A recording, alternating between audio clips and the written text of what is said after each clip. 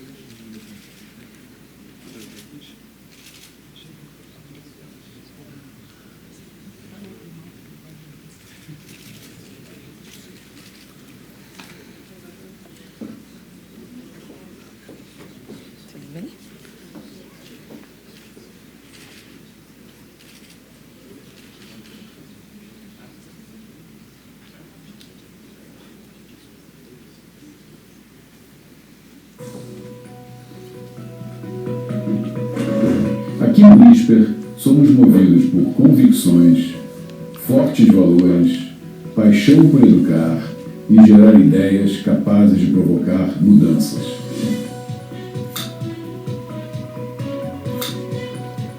Buscamos formar novos líderes, pessoas capazes de inovar e empreender. E com o nosso programa de bolsas, atraímos jovens talentos independentemente da condição econômica. Atuamos em graduação, pós-graduação e educação executiva. No começo, bem no começo, eram os MBAs. Depois que veio a graduação. Os de administração e economia e agora as engenharias. São áreas do conhecimento que se complementam. Nosso portfólio inclui os certificates, os programas de Nele e os mestrados profissionais. E também doutorado, que explora a interface entre a economia e o ambiente de negócios. Nossos alunos são preparados para enfrentar dilemas éticos, entender, respeitar e conviver em um contexto multicultural e complexo. O aluno do INSPER não se contenta em ficar sentado ouvindo. Ele tem que se engajar no processo de aprendizado, sair da zona de conforto, pensar, discutir e não ter medo de errar. E com isso, criar um ambiente de inovação e empreendedorismo. Investimos no avanço do conhecimento. E, por isso, incentivamos a pesquisa que impacte a sociedade e as empresas. Publicações relevantes, muitas em coautoria com acadêmicos de outras escolas, nacionais e internacionais.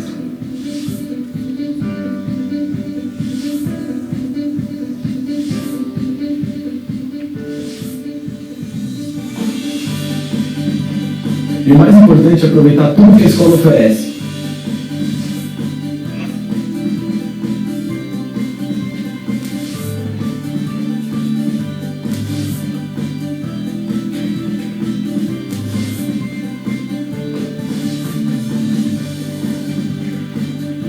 Somos uma instituição com vocação para evoluir, não se acomodar. Olhamos não só para o Brasil, queremos estar entre as melhores do mundo.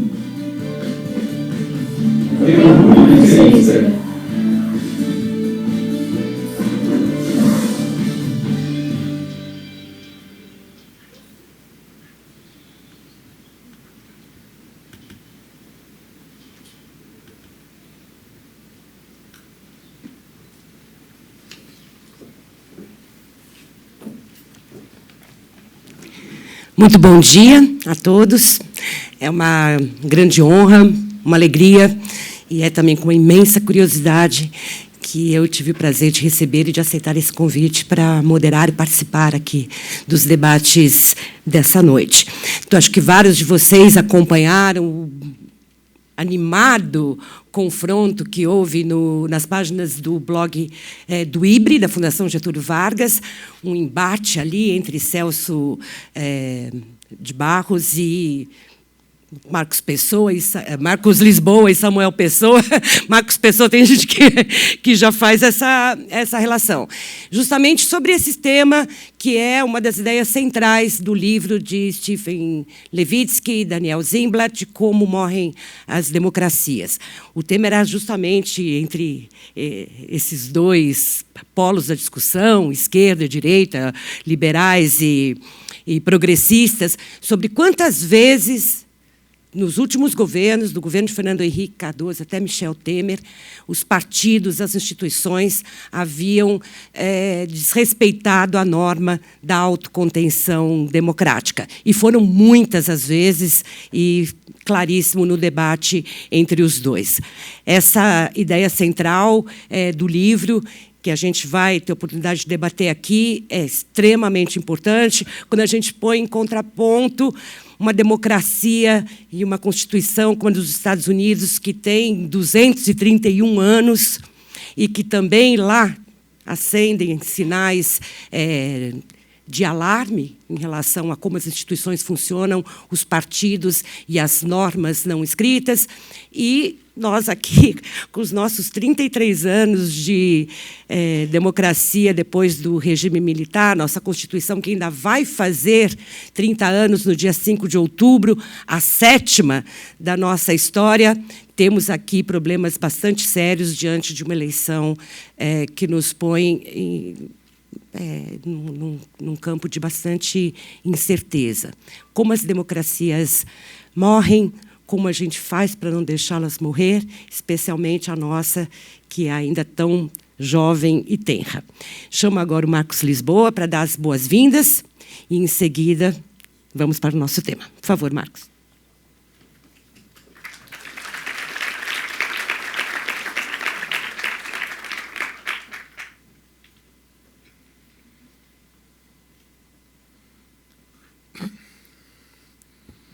Bom dia, Mônica. Obrigado a você, Roberto, Steve. Good morning. My name is Marcus Lisboa, and I work here at INSPER. It's my pleasure to welcome you all. Democracy and social justice has been a dream for my generation. I was born in 1964, right after the beginning of the dictatorship that cast a shadow in the country for more than 20 years. People were arrested for their ideas, and free press was a distant past, a distant goal. So long time ago, the young generation, many of the students who are here today, does not know what was to live in a country where inflation was above 100% a year. At the end, almost 80% a month. At dinner at my parents' house, we used to talk about their friends persecuted only because they disagreed with the dominant view. Yet in the 90s, my generation witnessed the rebirth of democracy, economic stability, and a state finally dedicated to social policy. It has not been easy, but definitely Brazil is now much better than it used to be. The last decade, however, has been very hard. We have witnessed the rebirth of the rent-seeking practices of the old Brazil. Segments of the private sector do believe that society should be thankful to the opportunity of helping them. Corporations of public servants prevent economic reforms that intend to reduce privilege of a small minority at the expense of the many. We are a poor and unequal country. There is so much to be done. We spend in public education much more than countries at similar levels of development. However, our results are much worse. We have to face economic reforms that enhance competition, and not the compadrito capitalism so familiar to us.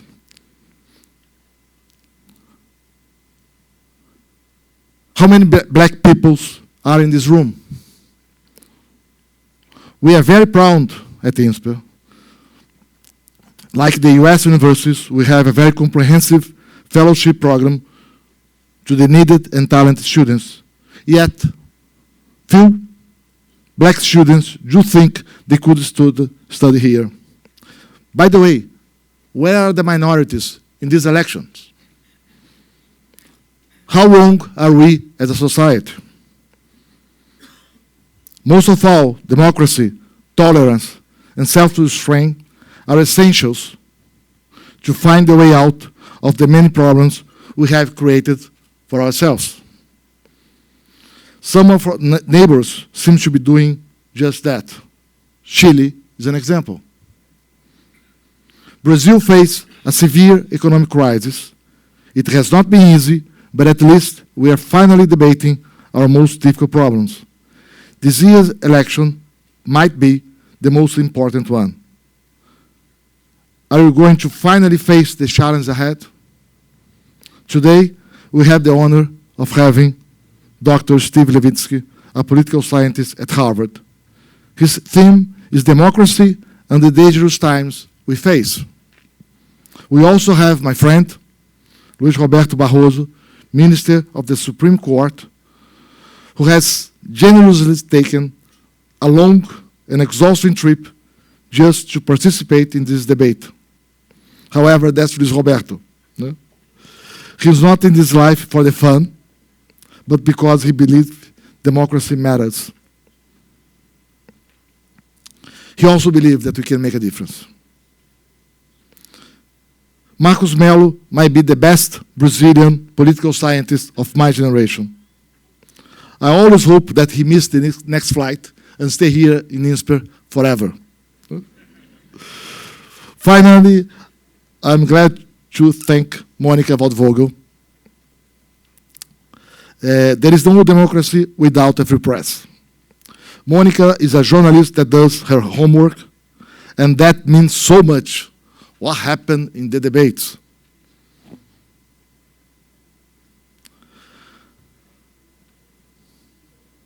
I'm honored to have her here today. Democracy and free press are, to my view, almost the same. And together, they led to justice. Well, this morning, you have the best you can get. Thank you.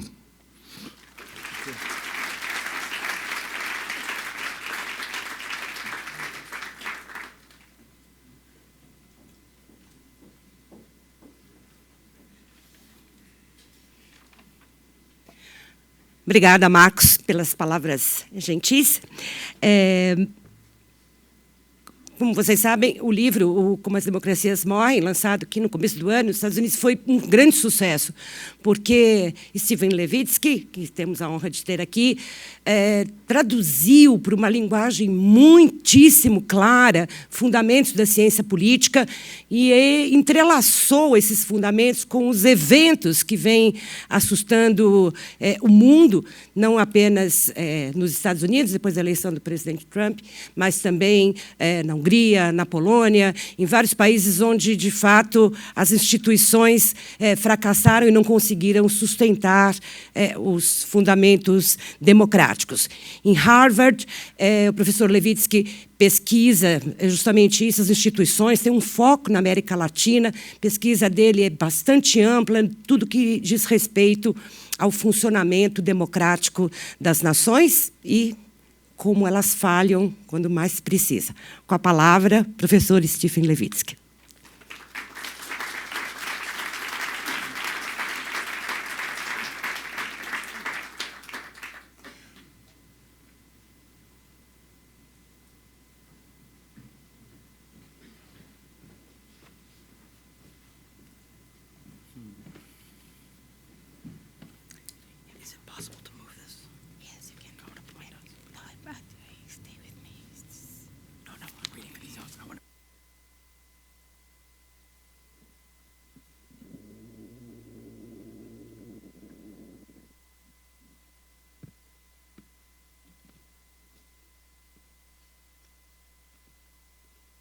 Thanks. First of all, I want to thank INSPER for the generous invitation, and particularly Marcus André Melo. It's a great pleasure and honor to be here. It's also a great honor to be able to share this discussion with Justice Barroso and Professor Melo. I really look forward to the debate. I want to apologize also for not being able to give this talk in Portuguese. I studied Portuguese a little bit as a student, and my wife said, "You should try to give the speech in Portuguese." And thought about it, and I just thought that's going to be just a major embarrassment. And so, how do you? What's the word that you use for humiliation in Portuguese? Sete 7-1. Yeah. All right. So Daniel and I wrote How Democracies Die because we were worried about the fate of American democracy. As you know, I'm sure partisan polarization has reached levels that we haven't seen since the end of the Civil War. And Americans have just elected a president with clear authoritarian tendencies. So our book tries to draw lessons from other democracies that have broken down elsewhere in the world and apply them to the United States. And I'll talk a little bit about that today, but I also want to try to apply some of those lessons to the case of Brazil. I'm not an expert on Brazilian politics. I tried to study up on the 35 different political parties before I got here, and I got a terrible headache trying to figure out the difference between the Partido Comunista de Brasil and the Partido Comunista Brasileiro, and the Partido Republicano Brasileiro and the Partido Republicano Progressista, and there are two other Partido Republicanos. So I put that aside and took an aspirin. But I think that the book's core ideas are, in fact, relevant here. So I really appreciate the opportunity to speak and to exchange ideas. So let me start by pointing out that democracies do not die the way they used to die. Democracies used to die at the hands of men with guns, generals.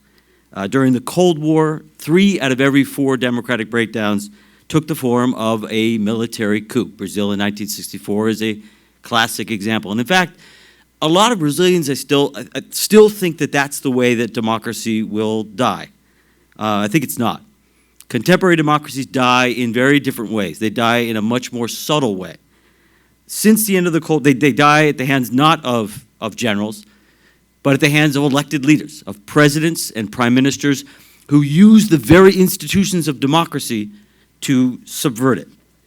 Since the end of the Cold War, a solid majority of autocrats in the world have come to power through elections, and they've consolidated their rule, consolidated their power through democratic institutions. They use elections, they use referendums, they work through Congress where they can control it. They try very quickly to get control of the judiciary and then use the courts to legalize or to legitimize their abuses. This is Hugo Chavez, it's Putin, it's Orban, it's Erdogan, it's Ortega, Rafael Correa, Duterte, the list goes on. What makes this electoral path to autocracy so dangerous is that it's kind of hidden behind a democratic facade. Things look pretty normal. There's no dramatic coup d'etat where the general seizes power and the president is exiled and the constitution is suspended and a junta takes charge. There are no tanks in the streets. You still have elections, you still have a Congress, you still have a constitution. The subversion of democracy today is much more subtle. It's usually much more incremental. It's often very slow. Erdogan's party in Turkey, the AKP, won power in 2002. It was not until 2007 or 8 that one began to notice a slide into authoritarianism. Hugo Chavez was elected in 1998. It wasn't until 2006 or 7 that it became clear that the regime was sliding into authoritarianism. As a result, because it's so slow, subtle, incremental, many citizens, many opinion makers are not aware that they're losing democracy until it's too late. In Venezuela, a survey in 2011, 13 years after Hugo Chavez was elected, found that a majority of Venezuelans still believed that they were living under a democracy. So if democratic breakdown today begins not at the barracks, but at the ballot box, it becomes really important. One of the real keys to protecting democracy is keeping authoritarians from getting elected in the first place. And that means we have to be able to identify these guys before they come to power. We need to be able to identify potential authoritarians while they're still candidates. Back in the 1970s, the great Spanish political scientist, Juan Linz, wrote a book in which he proposed what he called a litmus test to identify authoritarian behavior. And in our book, we provide kind of a revised and updated version of that litmus test. The litmus test includes 4 categories of behavior that should set off warning bells, that should make us worry if we see it. Let me quickly go through them. One of them is a refusal to play by democratic rules, a rejection of democratic rules of the game, pretty obvious. A second is a toleration or encouragement of violence. A third is denial of the legitimacy of one's partisan opponents. And the fourth is an expressed willingness to curtail the civil liberties of critics, opponents, or the media. Now, obviously, there is no foolproof system, no perfect system for identifying autocrats before they come to power. But in fact, most elected autocrats out there test positive on our litmus test.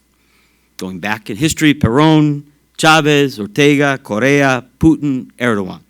In other words, most of the politicians who turn out to be authoritarian show clear signs of authoritarianism before they come to power, so they can be identified. Most of these guys do what they say they're going to do, which means we need to take their word seriously. Now, extremist demagogues appear from time to time in just about every democracy in the world. The United States has had many of them. We have one sitting in the White House right now.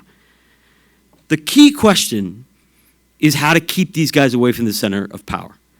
And here the political elite and political parties and the political establishment in general has a really important role.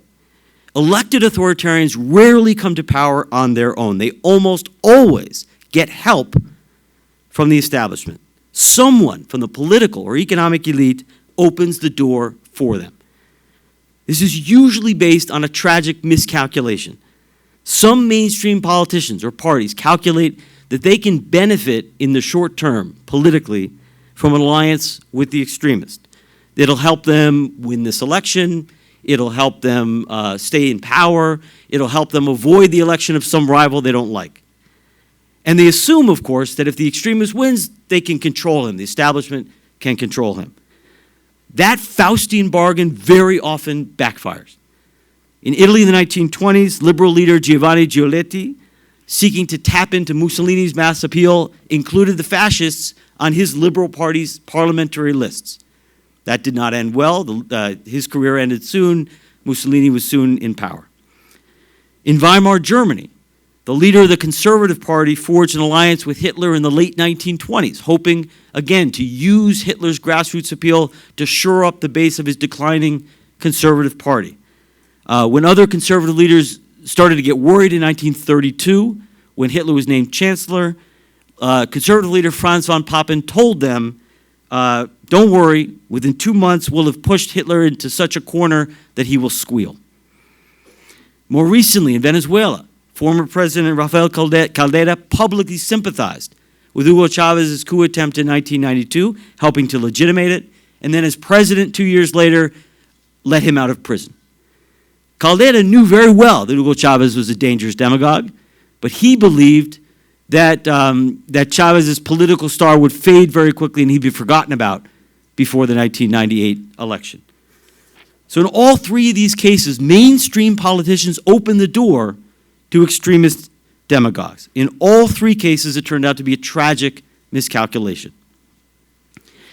Juan Linz, the original author of our litmus test, spent his entire career studying how democracies die. He was born in Weimar, Germany. He grew up in Spain during the Civil War and really dedicated his professional career to figuring out how democracies die. And one of the core lessons that he drew is that at a time when an authoritarian emerges on the scene, mainstream politicians and parties must do everything humanly possible to keep these guys away from the centers of power.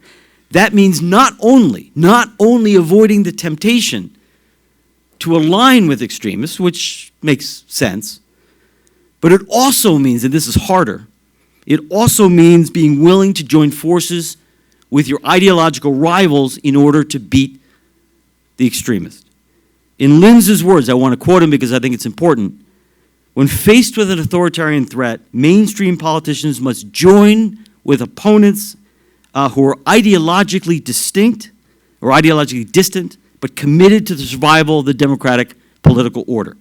The Italian liberals, German conservatives, Rafael Caldera, all failed to do that, and all three of their democratic political orders collapsed. Now, again, Dan and I wrote this book, or we decided to write the book, when we realized that U.S. Republicans had also failed in 2016 to heed Linz's advice. Donald Trump tests unambiguously positive on our authoritarian litmus test. He threatened not to accept the results of the election. He threatened to jail his opponent. He encouraged violence at campaign rallies. He threatened legal action against critics in the media. No major party presidential candidate in modern U.S. history had ever behaved in this way. So how did Trump make it to the White House? How did that happen? In part, it was the U.S. A product of the U.S. primary system, which limits party leaders' ability to stop demagogues. But Republican Party leaders also very clearly failed to take Linz's advice. Republican leaders knew that Donald Trump was a demagogue. They knew damn well that he was unfit for the office of the presidency. But resisting a demagogue on one's own side of the political spectrum is hard. It very often means short-term political defeat, and no politician likes to lose. So politicians very often rationalize. They tell themselves, well, the demagogue might not be that bad. Or they tell themselves they can control the demagogue. Or that in any event, it's better to elect him than some rival we don't like. And that's what Republican leaders did. No major Republican leader, not a single elected Republican official was willing to do the one thing that would have ensured Donald Trump's defeat, and that is endorse Hillary Clinton. That sent the fact that every single Republican leader, major Republican leader at the national level, either endorsed Trump or kind of hid under the table and took no position, that sent a crucial signal to Republican voters. It told Republicans that Trump was an acceptable candidate and that this was just a normal election. That turned the election into a standard two-party race in the United States, which in the context of a so-so economy and a president with so-so approval ratings and a very, very tightly divided electorate, Trump was able to win. Now, the election of authoritarian president does not necessarily mean the death of democracy. It's not necessarily fatal to democracy. This is where political institutions come into play. Americans, as I'm sure you know, have a lot of faith in our constitutional system, and for a pretty good reason. Our constitutional system of checks and balances has, in fact, constrained a number of powerful and ambitious presidents, from Andrew Jackson to Roosevelt to Nixon. But one of the core arguments of our book, and I'm going to hopefully bring this back to Brazil as well, is that the Constitution is never enough. Formal rules are never enough to protect a democracy. Constitutional checks and balances do not work automatically. They have to be reinforced by strong democratic norms, unwritten rules. And our book focuses on two unwritten rules in particular that we think are essential to democracy. I want to take a couple minutes to explain them, and then eventually we'll bring them back to the case of Brazil. The first one is what we call mutual toleration, or accepting the legitimacy of one's partisan opponents. That means that no matter how much we may disagree with the other party, no matter how much we may really dislike the leaders of the other party, we recognize both privately and publicly that they are loyal citizens who love the country and who have an equal and legitimate right to compete for power, and if they beat us, to govern. In other words, we do not treat our rivals as enemies. We do not treat them as an existential threat. The second norm is what we call forbearance. Forbearance means refraining from exercising one's legal right It is an act of self-restraint. It is an underutilization of one's institutional power.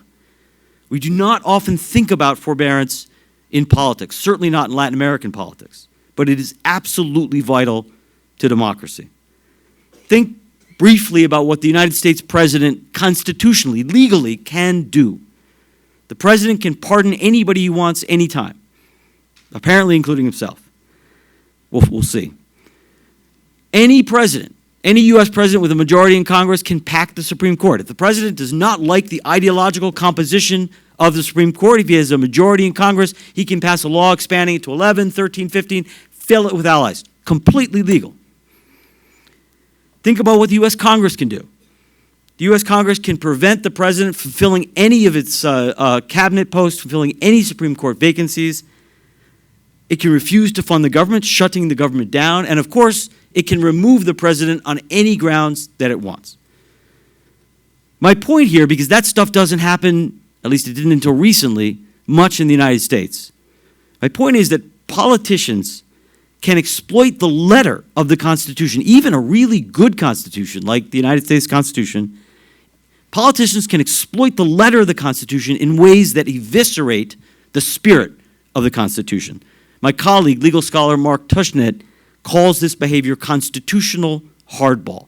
Constitutional hardball is using the letter of the law to undermine the spirit of the law. Look at any failing or failed democracy across the world and you'll find an abundance of constitutional hardball. Spain and Germany in the 30s. Argentina under Perón, actually Argentina virtually any time. Venezuela under Chavez. Contemporary Hungary, Poland, Turkey.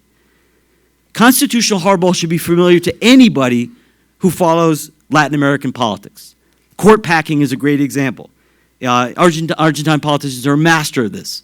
Perón, Menem, Kirchner, all packed the Supreme Court, all of them using technically legal constitutional means. Impeachment can also be a form of constitutional hardball. Impeachment, as all of you know, is a very powerful tool, right? It is absolutely essential. It's an essential tool in any presidential democracy. Congress must have the power to remove a president who threatens the rule of law or is grievously corrupt. But it's a tool that has great power because it violates, if used, it violates the will of the electorate, right? So it's really damaging to the core of democracy. So impeachment is something that should be used with great caution, with great self-restraint. In Latin America, that's not always the case. In Latin America, it's been the case that impeachment is used simply to remove a president that Congress doesn't like. I think the greatest example of this is Paraguay in 2012, when President Lugo was removed in 2 days in a show trial. The president of Paraguay was given 2 hours to defend himself. It was a joke. Another great example is Ecuador in 1997. Congress did not like President Abdallah Bucaram, but they didn't have the 2/3 vote in the Congress to impeach him. So they used a clause in the Constitution, in Ecuador's Constitution, several constitutions ago, that allows Congress to remove the president for mental incapacity with a bare majority. Congress never debated, never said a word, never spent 1 minute discussing whether President Bucaram was in fact mentally capable or not, but they used that clause to remove him from office. Constitutional hardball turns what should be neutral political institutions into partisan weapons. That can destabilize and in some cases even kill a democracy. This is Peronist Argentina, it's Chavista Venezuela, it's Turkey today. What prevents a constitutional system of checks and balances from descending into regime-threatening constitutional hardball is the norm of forbearance. It's a shared commitment among politicians to institutional restraint, to defending the spirit of the law above and beyond the letter of the law. It's politicians saying, yeah, legally I could do that, but that's not how we do things here. That's absolutely crucial to democracy. Just give one example. Think about presidential term limits historically in the United States. Prior to 1951, for 150 years, there were no term limits for presidents in the United States. The president could run and be president for life like Hugo Chavez. But after George Washington stepped down after 2 terms, no president sought a 3rd term. It was not that it wasn't the Constitution that prevented very powerful, very popular, very ambitious presidents like Andrew Jackson, Ulysses S. Grant, Thomas Jefferson from seeking a 3rd term. They could have done it. They would have loved to do it. They had the power to do it. They didn't do it. Not because of the Constitution, but because of forbearance. It was an act of institutional self-restraint. It was an unwritten rule of self-restraint. Daniel and I argue in the book that these 2 norms of mutual toleration and forbearance serve as kind of the soft guardrails of democracy. They are what help to prevent normal, healthy, partisan competition, which exists in every democracy, from escalating into the kind of partisan war to the death that wrecked democracies in Europe in the 1930s and in South America in the 1960s and 70s. In the United States, norms of forbearance and mutual toleration were pretty strong for most of the 20th century. But in our book, we argue that these norms have been weakening over the last couple of decades. During the Obama presidency in particular, Republicans began to abandon mutual toleration. Republican leaders told their followers repeatedly that President Obama didn't love America, that Obama and the Democrats were not real Americans. Hillary Clinton received a similar treatment. Trump repeatedly called her a criminal, and Republicans chanted, "Lock her up," live on national television in their national Congress. The erosion of mutual toleration, when we start to see the other side as an enemy or as an existential threat, worries us a lot. Because without mutual toleration, politicians are tempted, indeed encouraged, to engage in constitutional hardball. Why is that the case? When we view our rivals as enemies, when we view our rivals as an existential threat, we grow tempted to use any means necessary, any tool available to keep them from coming to power. And that's exactly what's beginning to happen in the United States. Constitutional hardball is on the rise in the U.S. An early example was the partisan impeachment of Bill Clinton, basically on a technicality. That was the first impeachment in 130 years in the U.S.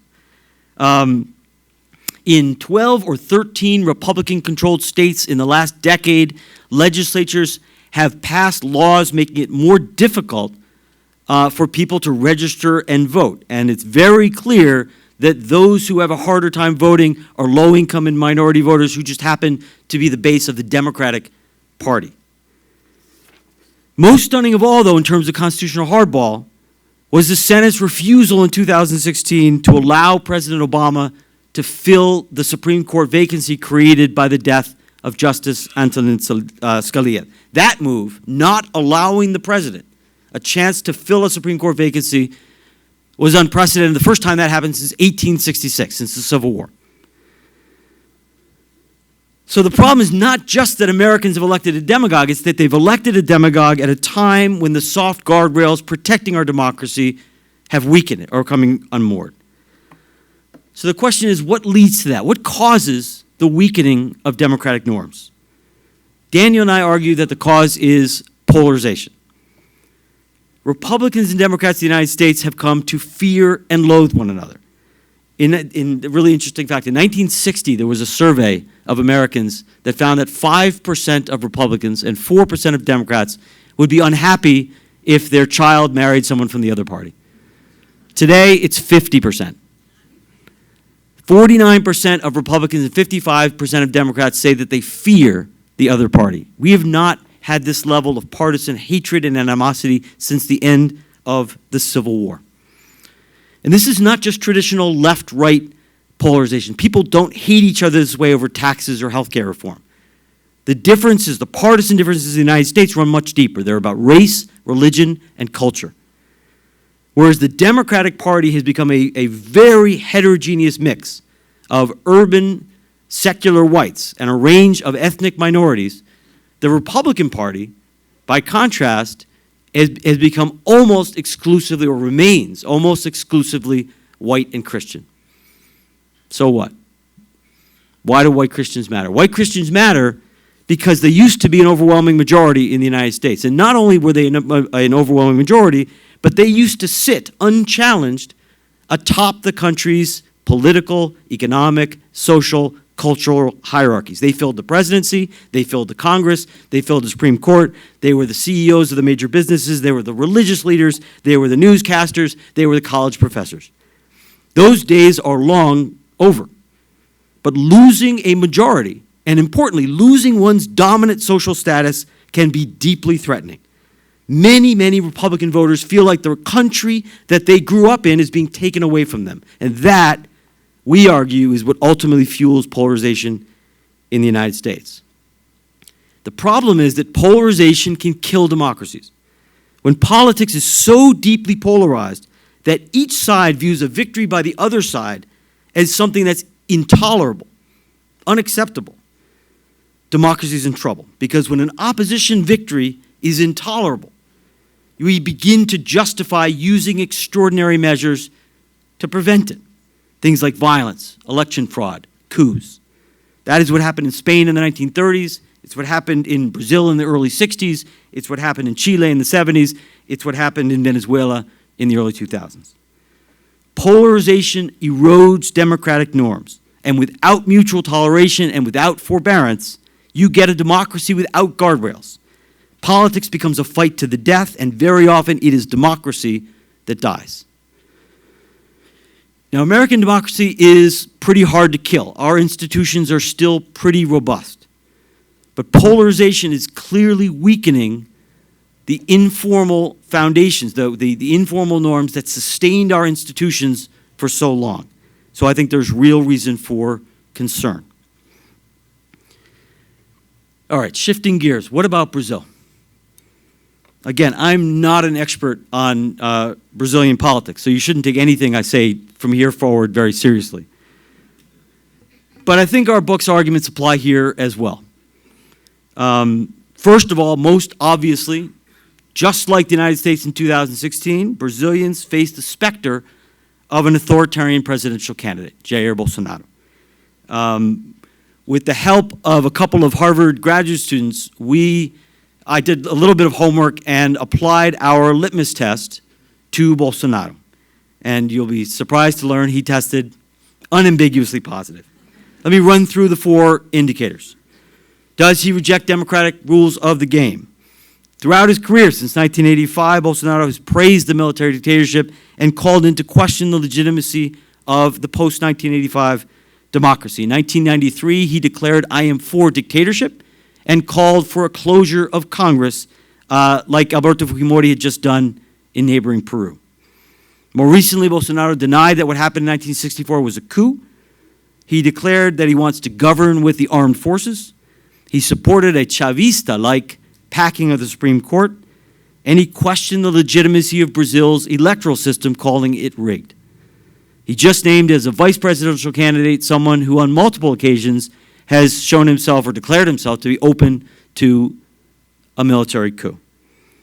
So not only has Bolsonaro rejected democratic rules of the game, but he's done so in a way that is more egregious and more open than many elected authoritarians out there in the world.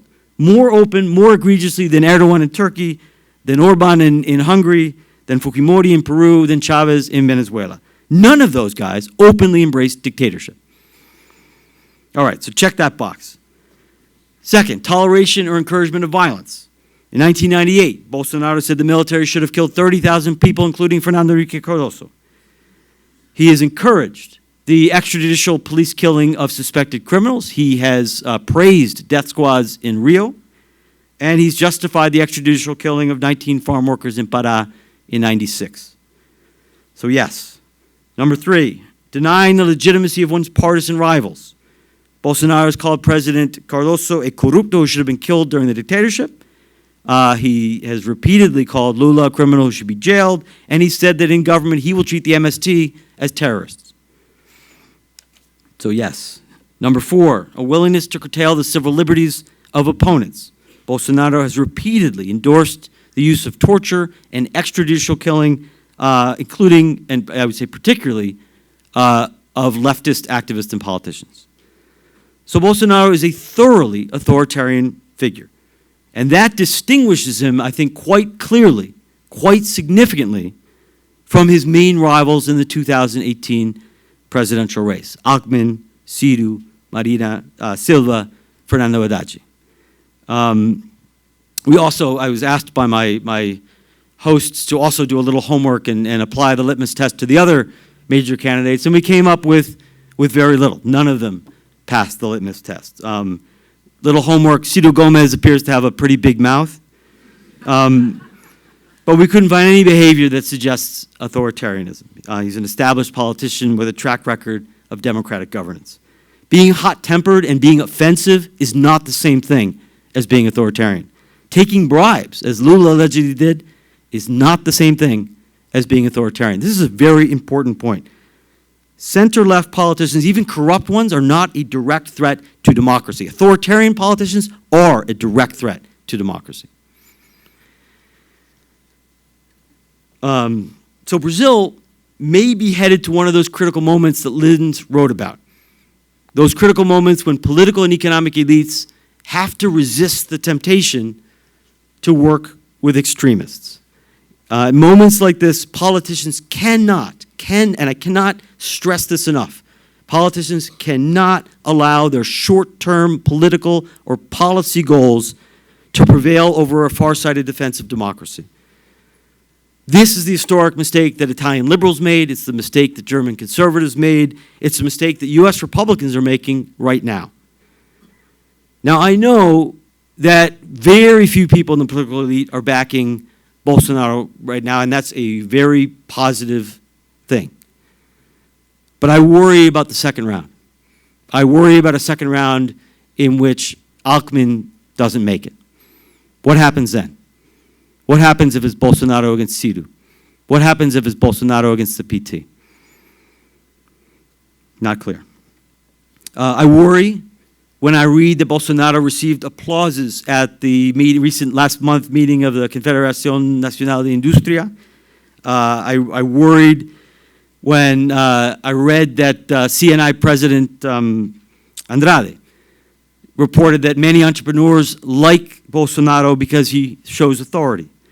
I worry a lot that business leaders ultimately will decide that Bolsonaro is worth the risk because of the economic policies that Paulo Guedes can provide, or maybe because it's better than having to deal with a government led by Ciro or Haddad. Again, I think that would be an historic mistake. All right, so how strong are Brazil's democratic norms? I actually think that from the early 1990s until sometime into Dilma's presidency, they were reasonably strong, certainly relative to other Latin American democracies. The two main parties, PT and PSDB, accepted one another as legitimate. They didn't like each other very much. They competed seriously against one another, but they did not treat one another as enemies. Brazilian politicians engaged with a fair amount of forbearance between, say, 1994 and 2014. The kind of constitutional hardball that we saw over and over again in the 90s and 2000s in Argentina and Peru and Ecuador and Bolivia was less common in Brazil. For the most part, Brazilian politicians did not use institutions, at least not egregiously, as weapons against their opponents. There were no Menem or Kirchner or Chavez-style court packings. There were no politicized impeachments like in Ecuador and Paraguay. There were no efforts to exclude major candidates like in Mexico and Peru. There were no reinterpretations of the Constitution to allow the president to run for a third or fourth or, God forbid, fifth term. But things have changed, as they have in the United States. They've changed here in Brazil in the last 4 or 5 years. Politics has polarized, as all of you know, and as a result, mutual toleration has declined quite markedly. During Dilma's presidency in particular, part of the center-right opposition began to view the PT as an existential threat. They worried that the PT was becoming a hegemonic party that would entrench itself in power for decades like the Mexican PRI. Some people on the right even began to describe the PT as a totalitarian threat.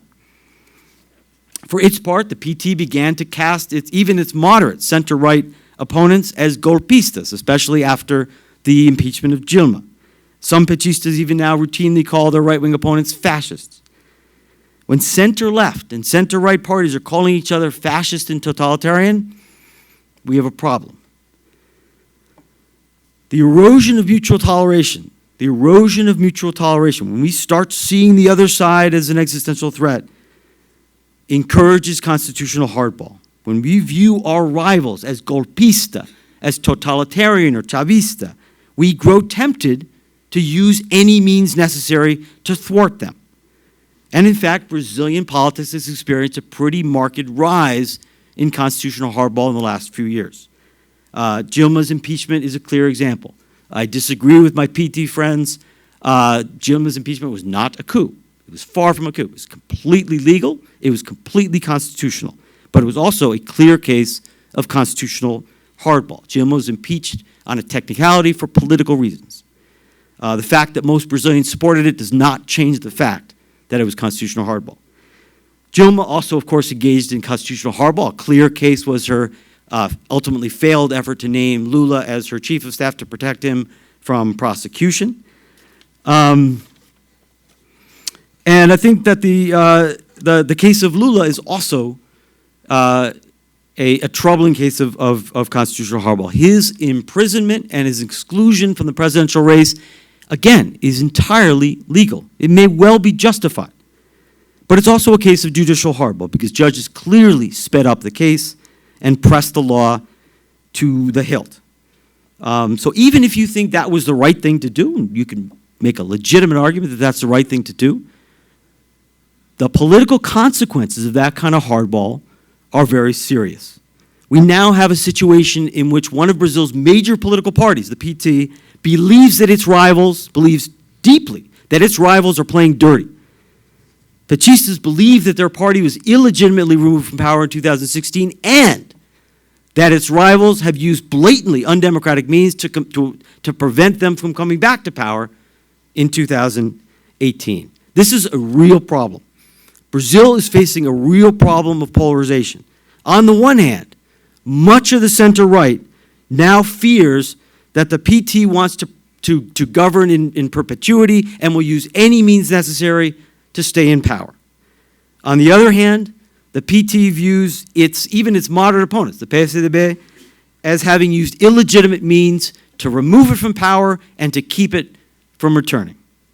Both sides now view one another as dangerous and anti-democratic. Both sides view one another as an existential threat. The problem is made worse, I think, by a decline in mass support for democracy. Recent surveys show that fewer than 20% of Brazilians are satisfied with their democracy. The percentage of Brazilians who say that democracy is always the best system has fallen from 77% in 2010 to 56% today. And according to some surveys, nearly 50% of Brazilians would contemplate a military coup under some circumstances. Now, the erosion of mass support for democracy is probably inevitable given Lava Jato and given the tremendous economic crisis. The erosion of mass support for democracy is not irreversible. It's not necessarily fatal for democracy. But it does leave democracy more vulnerable. And it means that elites must act forcefully to defend it. So I want to spend my last couple of minutes making a case for why elites should defend democracy. Why does it matter? Why should you care? First of all, there is no social science evidence that authoritarianism would solve any of Brazil's problems. There's been a lot of research in economics and political science on the question of whether dictatorships perform better than democracies in terms of economic growth, economic adjustment, and the results are pretty clear. They don't. Performance is pretty similar across regime type. Yes, there have been a few cases, Singapore, Taiwan, now China, that have performed spectacularly well under authoritarianism. But Singapore and China are outliers. If you look at the whole universe of cases, for every China and Singapore, there are dozens and dozens of dictatorships that have failed economically, have performed poorly. There's also little evidence that authoritarianism would help to solve Brazil's other problems, in particular corruption. Dictatorships do not do a better job of combating corruption. In fact, there's some evidence that they do a considerably worse job of combating corruption.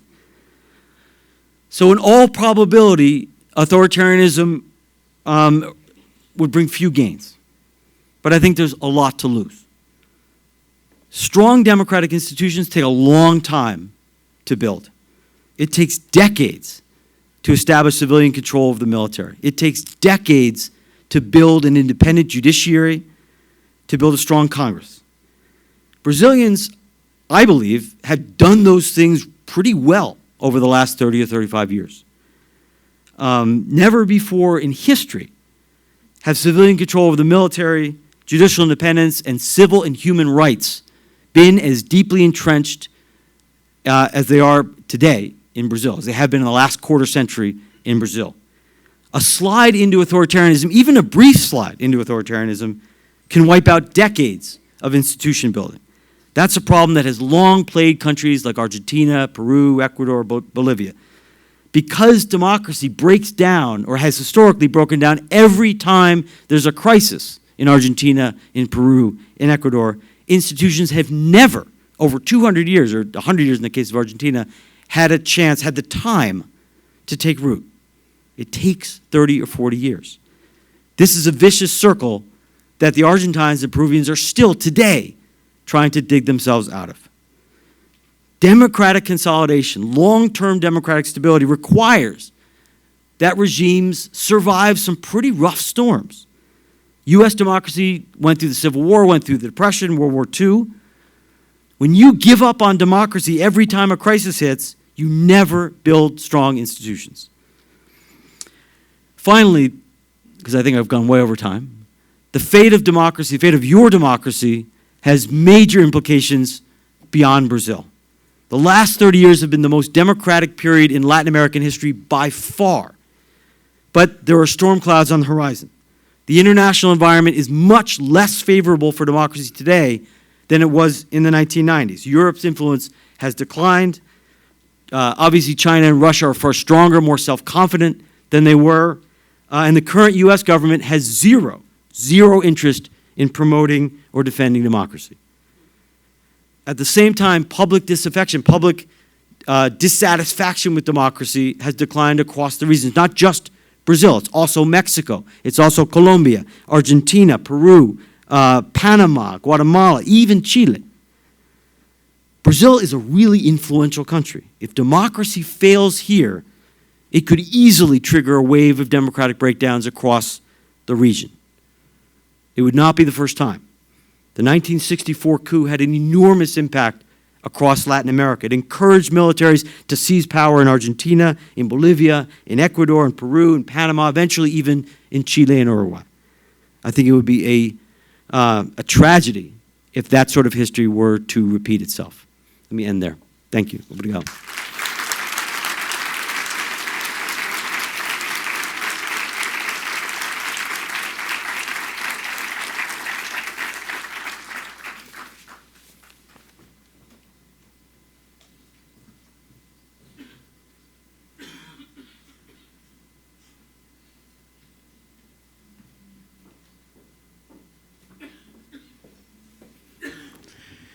Bom, então Jair Bolsonaro passou no teste autoritário, né?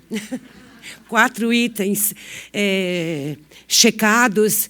É interessante agora a gente poder ouvir o ministro Luís Roberto Barroso, do Supremo Tribunal Federal, para a gente saber também se as instituições passam no teste. A principal acusação que justamente o Judiciário vem recebendo nos últimos anos e que, de fato, abalou nossas convicções democráticas sobre se estávamos, de fato, no rumo certo, tantas foram as acusações, é de que as instituições usaram o clássico método do lawfare para perseguir adversários políticos e seriam, então, um exemplo gravíssimo de falta de autocontenção democrática. A verdade é que, no outro extremo, do autoritário Jair Bolsonaro, devidamente testado e desaprovado, temos um candidato preso, insistindo na sua candidatura e, como já foi dito várias vezes, levando o processo eleitoral todo a um ambiente de incerteza enorme. É um privilégio ter aqui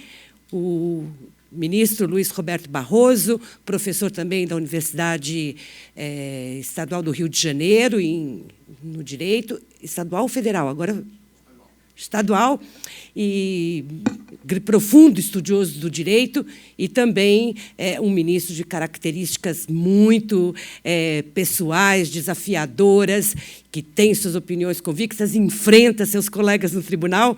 Ministro Barroso, a palavra é sua.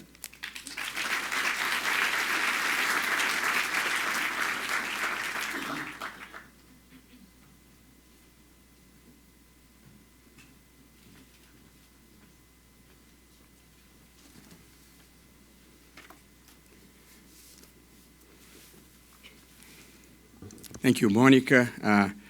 It's a pleasure and an honor to be here and take part in this debate. I want to thank Professor Marcus Lisboa for the invitation. They asked me to do this in English, which is not my native language, as you all know. And when you make a presentation, Steve, in a foreign language, you lose all the rhetorical tools you have in your own language. So you better have some ideas, and that's when the trouble starts. I have divided this quick presentation in 3 parts, basically. In the first one, I want to talk about how democracies are rebuilt. In the second one, I want to talk about the risks and difficulties of the current moment in Brazil. And in the third part, I want to talk about how to preserve democracy. And then I'll close dialoguing with Steve's presentation. So here we go. Part 1, how democracies are rebuilt.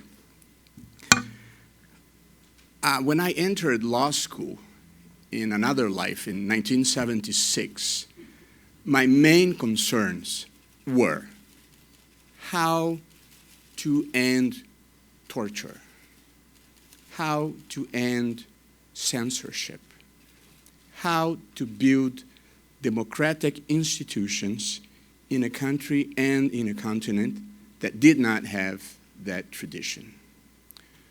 Today, we are discussing how to fight corruption within the framework of the rule of law. We are discussing how to improve the system of justice. We are discussing what we can do to move on from being a middle-income country and become a fully developed country, and along the way raise the private and public ethics of the country. So the first thing I want to say, the first point I want to make, is that the quality of our agenda, the quality of the discussions have improved quite a bit. The second point I would like to make is that these 30 years of democracy we've had, the Constitution will be 30 in October. In these 30 years, we have some main achievements to celebrate, and I'll list 3 of them. The first one is institutional stability. 30 years of endurance of a Constitution is an achievement in Latin America. And these have not been ordinary times. We've had crises, scandals, 2 impeachments, but the Constitution was actually observed during all this time.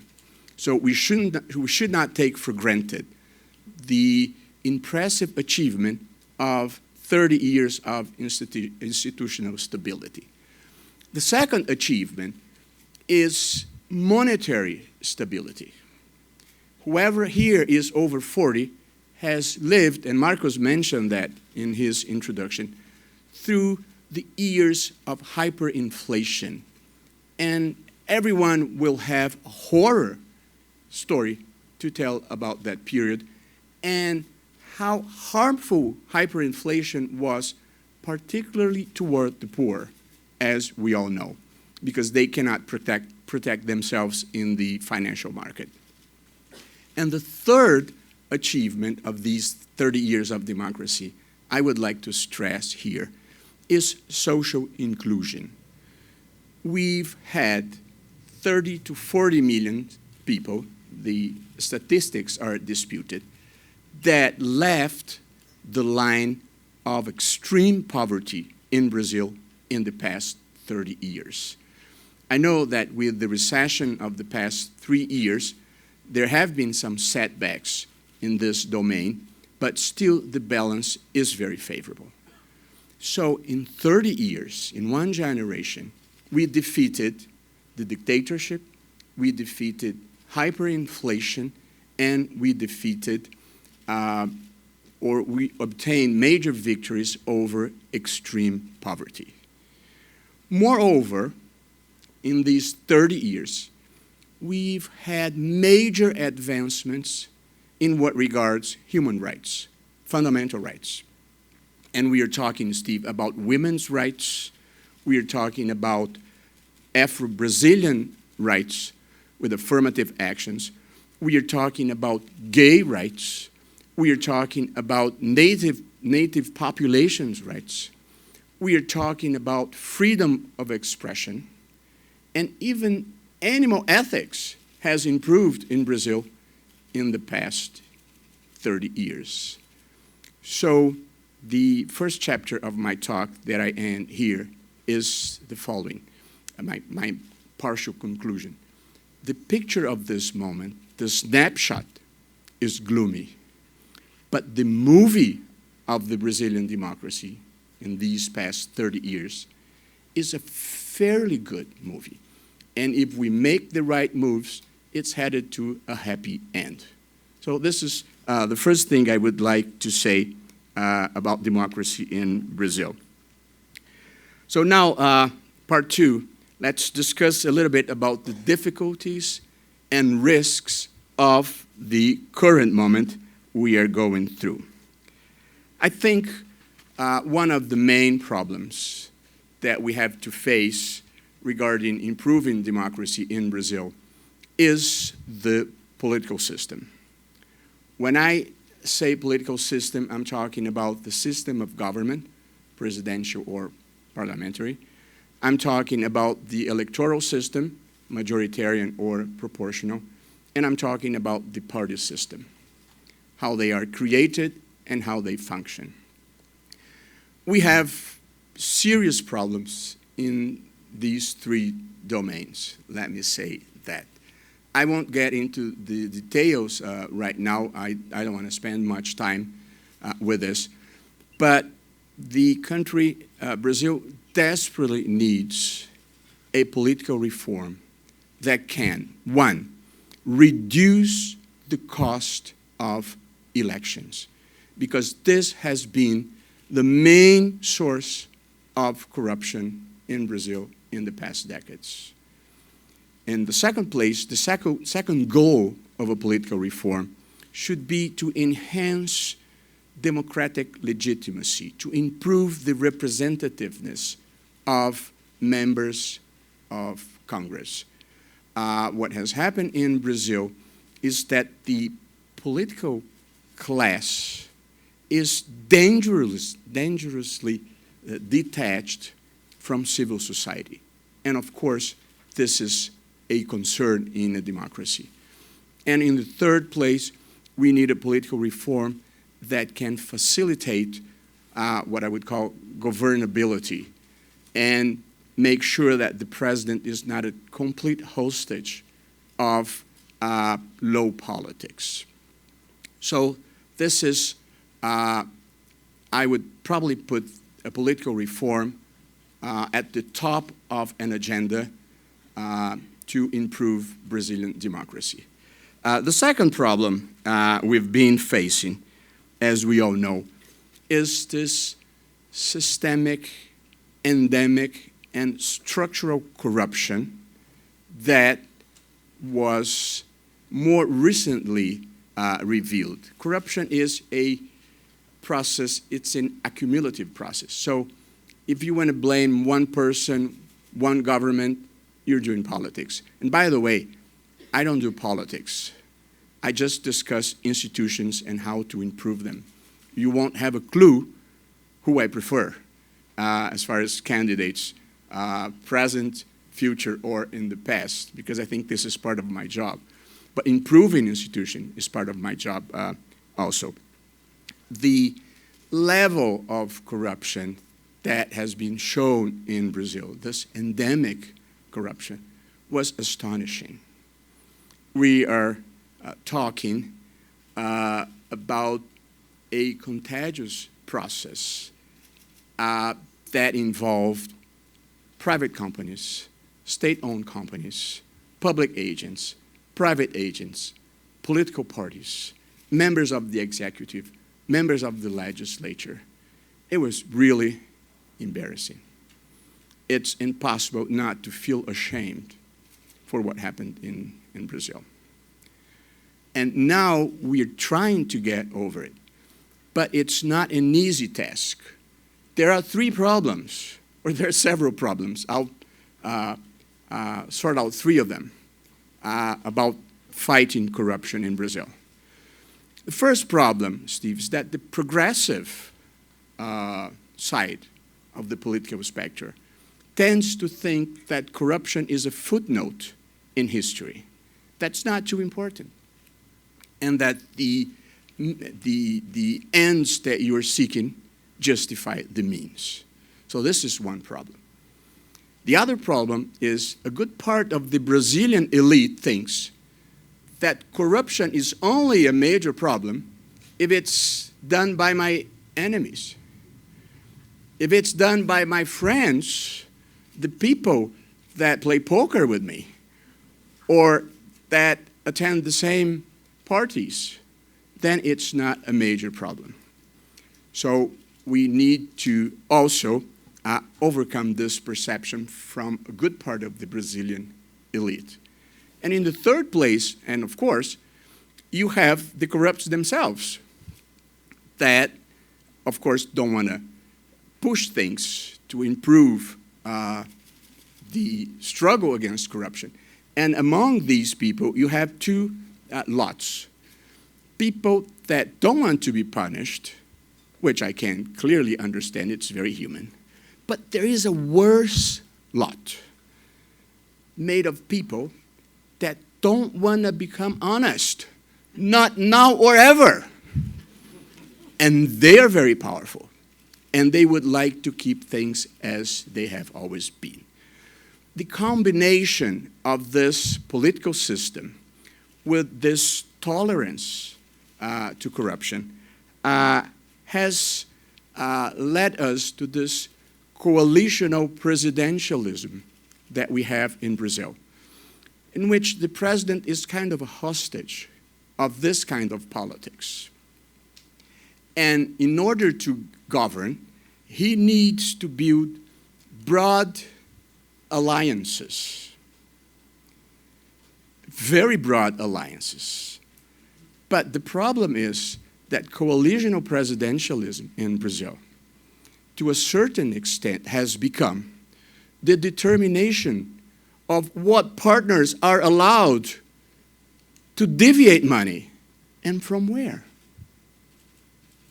So this is a problem we need to face.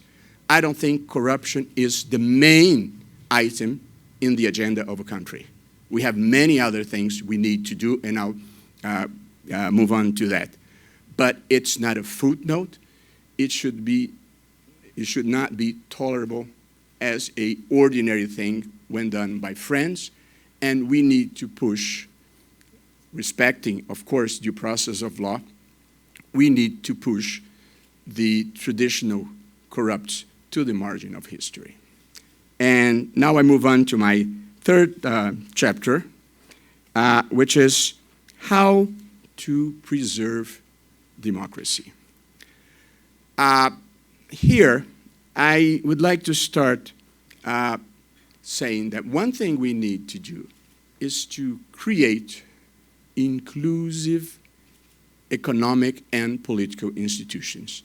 There is a famous book by colleagues of Professor Levitsky, a book called Why Nations Fail, written by Darren Acemoglu and James Robinson, where they attempt to demonstrate that what leads countries to prosperity is when they can build inclusive economic and political institutions that are capable of creating virtuous cycle of innovation, economic expansion, and more widely held wealth.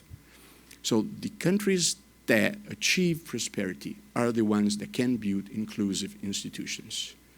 When you are led by elites that create extractive institutions, economic and political, and where, as it happens many times in Brazil, the state is privately appropriated, these extractive elites, they distribute to the happy few the fruits of the limited economic progress they produce. I think that's a wonderful book, and that's a good diagnosis for what happened in Brazil.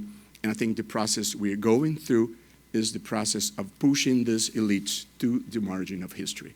Another point of the book that I think it's interesting, and I'll move to the book that is our main concern here, is that when you have critical junctures, you have the opportunity to make the necessary changes through the creative destruction of the old order. So what I think we have in Brazil, what's going on in Brazil right now, is a clash between a new order that wants to be born and an old order that would like to keep everything as things have always been. The last point I want to make before I dialogue with Steve and then I close is that, of course, we need to build a suprapartisan agenda for Brazil as a way to fight polarization. And I'll talk about polarization in a minute.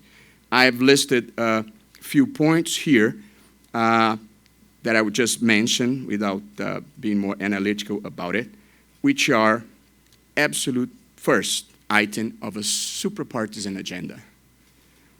Absolute priority for basic education, starting at 0 years old. That's the first and main step. And I think we can easily unite the country. Not education as a slogan, but as an actual priority for Brazil. I think the second item of a suprapartisan agenda should be fiscal responsibility. The third, efficient social programs. We need to protect those who are not competitive because they cannot be competitive. We need more civil society, more free enterprise, and less state. And I think we need a shock of republicanism and efficiency in the public sector. So this is some items of an agenda, I think, to improve, preserve, and advance democracy in Brazil. And now I briefly dialogue with Professor Levitsky talk today and the basic ideas of his incredible book, because it's a very deep and complex reasoning, but when you read it, it seems very clear, obvious, and simple. And I think that's the art of being a great scholar, making complex things easy to understand and easy to agree. So I don't have any major disagreement with his views. I just picked out 3 points of his arguments, and then I bring to a Brazilian discussion, and then I'll close. First point that was stressed in the book and here today is that in the world post-Cold War, democracies die, mostly not at the hands of men with guns, typically through military coups, but at the hands of elected leaders, authoritarian demagogues. So this is the first argument, and he presents several examples. Well, according to many, Brazil is under both risks, both a risk of a military takeover or of a authoritarian demagogue winning the elections. I don't really think we run these two risks. As for the military, I am convinced that they have paid the price of being in power for a long time. And I think they've learned their lesson. So I don't see any true risk. And particularly this, the commander of the army, who is a strong leadership there, is a very legalist man. And I don't fear military coups. I don't even think there are leaderships in the military that could command a process like this. So I know that there are people that it's a minority, but they say they miss the military. This is a funny thing, because these are people that lost their faith in the future, and they dream with a past that never was. Because we are talking about torture. We're talking about censorship. We are talking about the lost decade in Brazil. So they missed things that didn't happen. And as for demagogue winning the elections, of course I cannot talk about candidates, but I don't see this risk. And I think the Brazilian society and the Brazilian people knows better. And I hope for the best, but I really do not think, I think we should be cautious. I think we should be aware of the risks, but I don't think that will actually happen. The second central idea in the book that was emphasized here is that in the US, two unwritten basic norms have preserved checks and balances. Mutual toleration, in the sense that competing parties are legitimate rivals and not enemies to be destroyed, and forbearance, meaning self-restraint in deploying their institutional prerogatives. Here I should say, and now I can talk a little bit about this, that as for mutual tolerance, certainly since the impeachment occurred, resentment and polarization have become quite intense in Brazil. And it's very easy to perceive this. And of course, it's not good. It was very sad all that happens. I can't give my political views on this, but I'm just describing the fact, the objective fact, that the impeachment process created a major division in Brazilian society with resentment and polarization. This is a fact. As for forbearance, I think we can say that the impeachment itself was an example of lack of forbearance. And here, under a constitutional point of view, all the rules were followed. So I don't think under a legal point of view, we can talk about a coup. But under a political point of view, I think you can have different visions, and there are some important political actors that think that a line was crossed there since the president basically fell for lack of political support in the end of the day.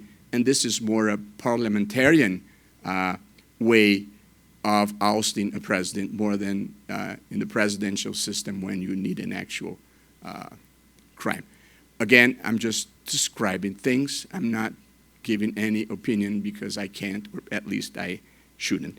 And lastly, the last point I want to highlight here is that in liberal democracies are more prone to slow deaths, which takes place over time through a series of measures, reforms, and informal changes that may seem lawful in isolation, but that incrementally deteriorate democratic foundations. I must say that I think the Brazilian institutions and Brazilian democracy, which we are still building and consolidating, but I think the institutions have been quite resilient and fairly effective, just think of the storms we have been through, and they are still working and functioning quite well. I want to close by saying the following.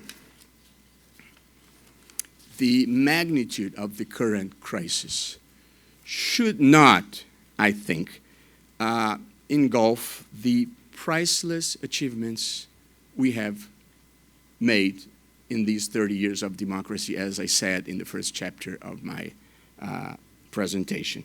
And one other thing I think we can add is, however complex is this moment, the problems regarding democracy in Brazil are less complicated, if I can use this word, than the ones faced by other countries that are our competitors.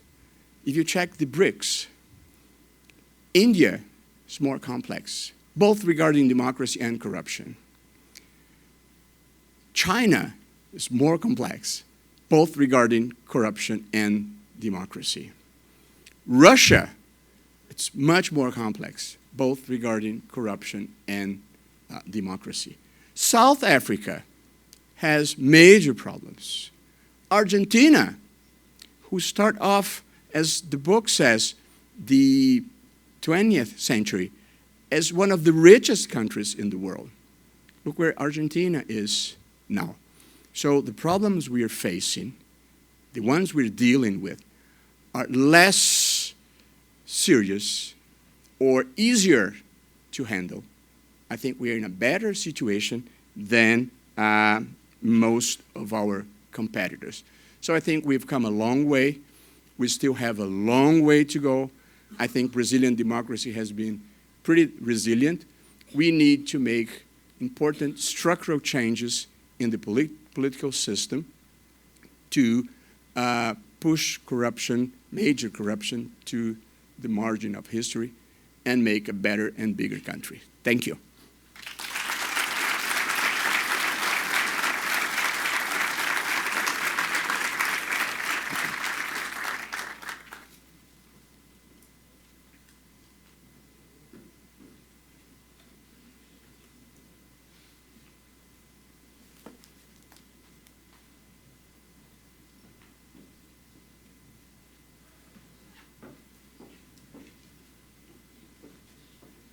Bom, nossa fase de debates começa agora. Se algum de vocês quiser fazer pergunta, por favor, escreve e manda para mim aqui. No palco, acho que pode ser mais rápido a gente tentar encaixar perguntas por escrito do que abrir a palavra. Eu gostaria de convidar agora o Marcus Melo.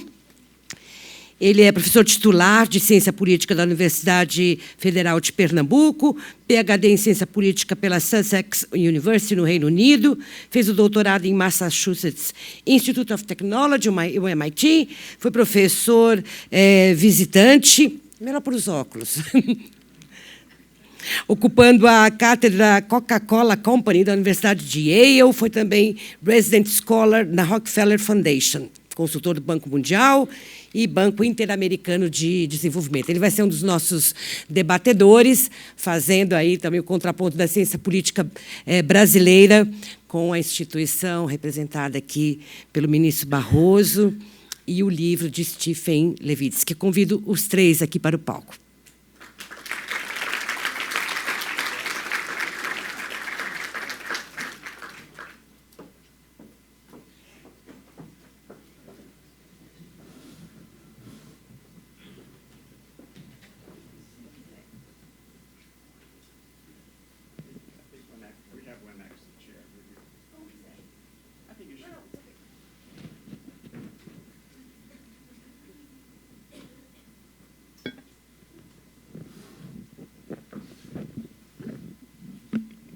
Eu vou começar passando a palavra para o Marcus. É interessante ver como é que você dialoga com as ideias que foram aqui lançadas e, ao mesmo tempo, sugerir aqui uma rodada de debate entre os nossos convidados, de forma que, se quiserem perguntar algo diretamente para o professor Steven sobre o caso do brasileiro, o caso americano, ou as teses explanadas no livro, ou para o ministro, se o ministro quiser, enfim, dialogar, acho que seria interessante uma rodada de discussão entre vocês, convidados, antes que a gente comece com as perguntas, inclusive as da plateia. Marcos. Aqui, o microfone. Bom dia a todos. I don't know if I should speak in English or... O Stephen está com o tradutor, está com a tradução. Pode falar em português. Muito Inglês bem. É melhor? Estou com uma vantagem, né, professor Barroso? Bom, eu quero iniciar agradecendo o convite. É uma honra e um prazer estar aqui dividindo essa mesa com colegas tão ilustres. Eu agradeço o convite do Marcos,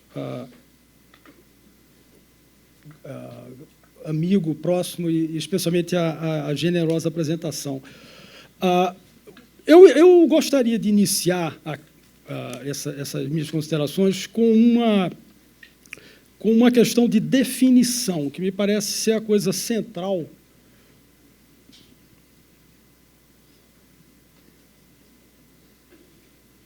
I'll move to English. I'll move to English. Can we make it in English better? Yeah, okay. So I'll start by exploring some issues about definition of a democracy's death, right? I think this is the most crucial thing and perhaps the only disagreement that I have with Steve's presentation, an excellent book, highly readable, informative, and really draws attention to serious problems facing democracies everywhere in the globe. And the problem I have with this definition is the following. Are we talking here about death of democracy, of regime change, or are we talking about a decline in the quality of democracy? So these are two different things, right? The received wisdom on survival of democracies, this is a great topic in political science, right? Particularly in the 70s and 80s, and including the early 90s as well. What explains the survival of democracies and what explains the death of democracies in the period up until the 1980s? And the received wisdom, as I was saying, comes from two sources. The first is Tchaikovsky, right? Adam Tchaikovsky, who is a major political science, and he perhaps contributed the most significant piece of work on the change, regime change, the collapse of democracies. So he studied for 50 years all democracies in the world, about 120 countries, and for a period of from post-war period, the entire period until the early 2000s. And his major finding was that democracy is a luxury good. Democracy is a luxury good. What does it mean? That you have stable democracy when you're rich as a country. So economic development would lead to democracy, and in order to have a stable democracy, you have to have wealth, or to accumulate enough wealth.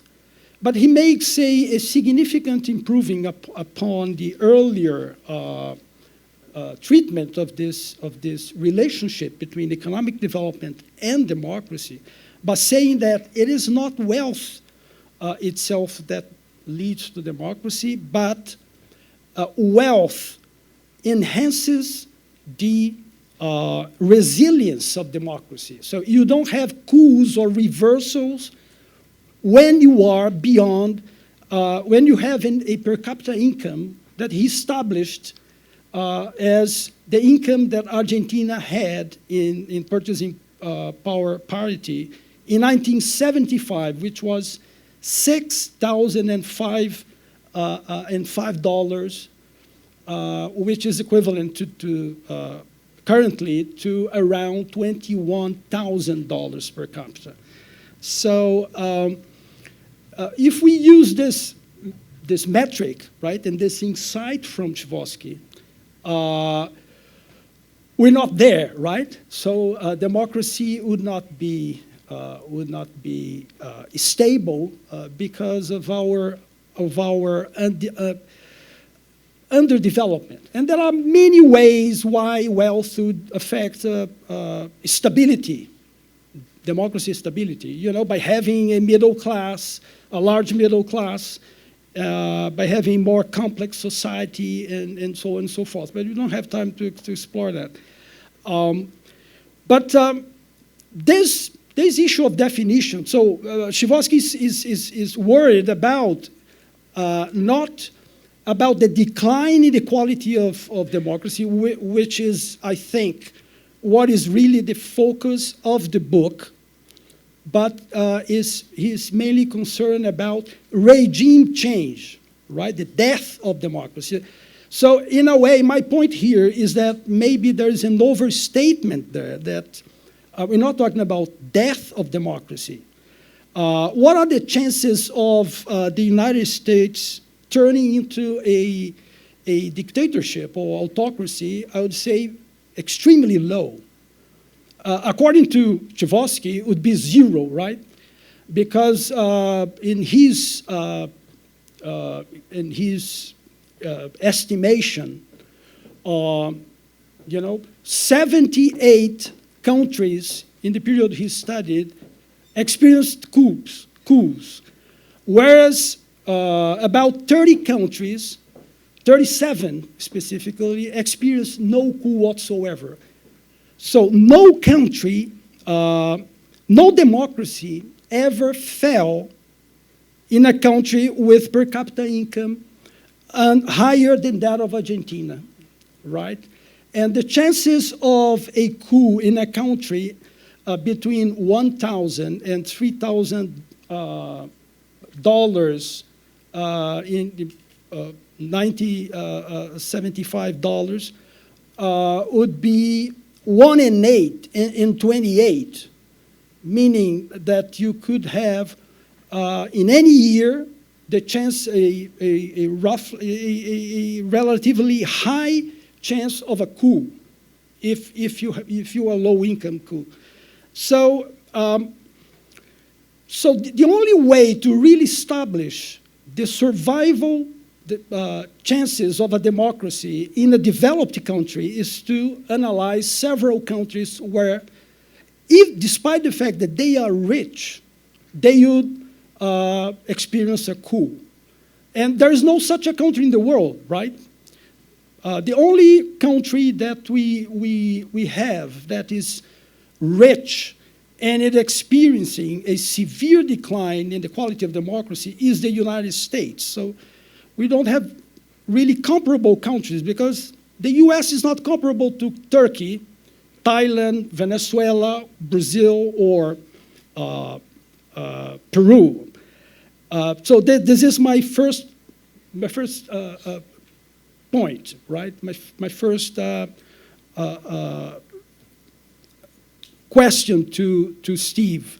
Are we really talking about death of democracy or decline in the quality of democracy? So will the strength of checks and balances in the US would be enough to countervail these autocratic trends? My superficial knowledge of the U.S. Case would lead me to be skeptical about that. According to the Economist economic unit in its last last report on the state of democracy in the world, 89 countries regressed in their scores in 2017, and while 27 improved. So it's Larry Diamond raised this issue about democratic recession, meaning that democracy's quality is declining, but you're not really talking about democracy death. So I'd like Steve to comment on this distinction. Another really important thing in this quantitative literature on the survival of democracies over 70 years and over the long period is that the best predictor of the stability of democracy is, as I mentioned before, first, income, and second, years as a democracy. So that has to do with Dow's famous insight that countries that experienced competitive regimes in the past, irrespective of the fact that they were oligarchic, countries like England in the 19th century or France in the 19th century and so on and so forth, when they moved to democracy, they had a previous experience with parliamentary affairs. The elites are socialized into democratic norms before democracy. The suffrage is extended to the whole population and so on. So this is really important. This is one thing that would make us optimistic about some countries, and that includes Brazil compared to others. Because Brazil was the most open country in terms of press freedom in the 19th century. This is widely known. And even in the first half of the 20th century, Brazil was a semi-competitive oligarchic regime with an open Congress, and that contrasts immensely with countries like Poland or Hungary. When you look at the scores from the VDEM over a century, Brazil is well above Poland and Hungary, which never experienced a semi-competitive regime in history until the early 1990s, because they were under, in the case of Poland, under Czarist Russia, under the control of Prussia, which were autocracies by then. Then there was this dictatorship for a decade, and then communist rule.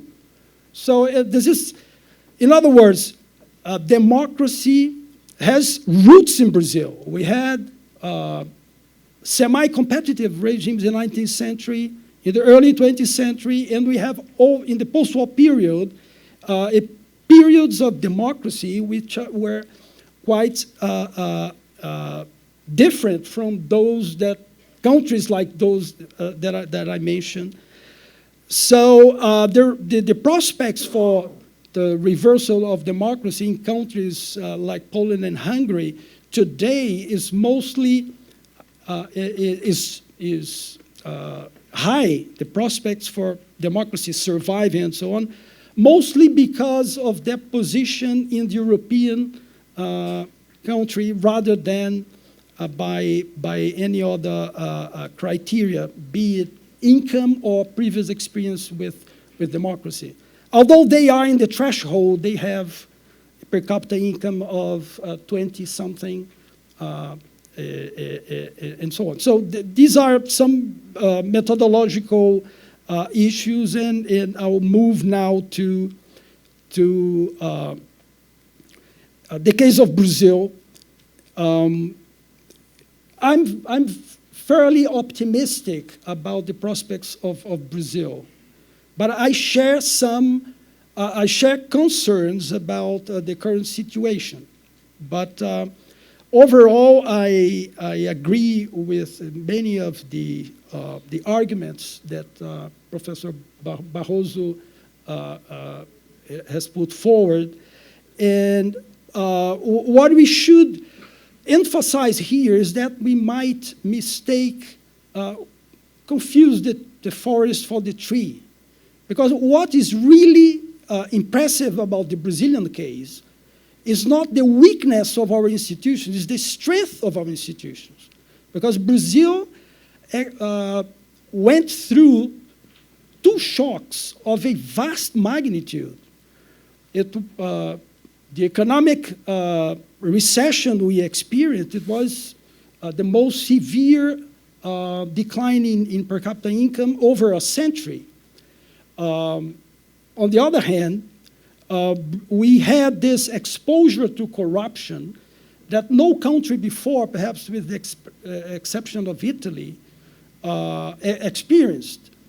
So this is a tremendous shock, and Brazil survived, or survival over the period, because the dislocations produced by these two shocks were tremendous, the social dislocations. At the same time, the political turmoil led to an impeachment, to two accusations against the sitting president.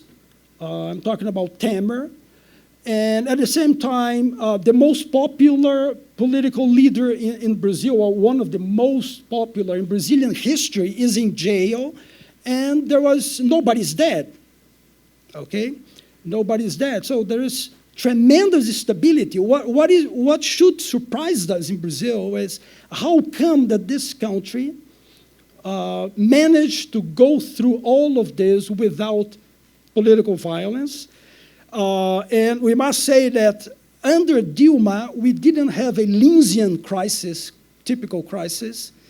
The typical Linsian, I'm talking about Lin's analysis of presidentialism, is when a president defies Congress and unilaterally attempts to impose its agenda. And of course, there's this problem of dual legitimacy, because the president is elected, Congress is elected, and if he faces a Congress which is at odds with his or her preference, then there's this crisis because there's no political support. And unlike parliamentarism, we have a clash of an inter-branch conflict. We didn't have that because Dilma never tried to intervene in the political process by any illegal means. The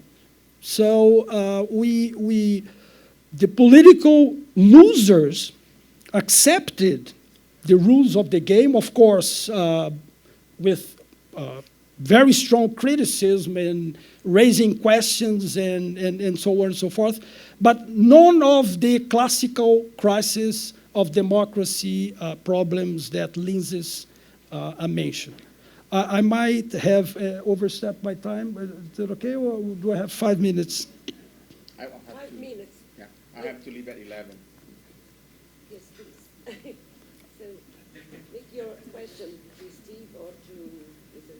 Yeah, and I'll raise a third question to Steve, which has to do with Bolsonaro's litmus test, right?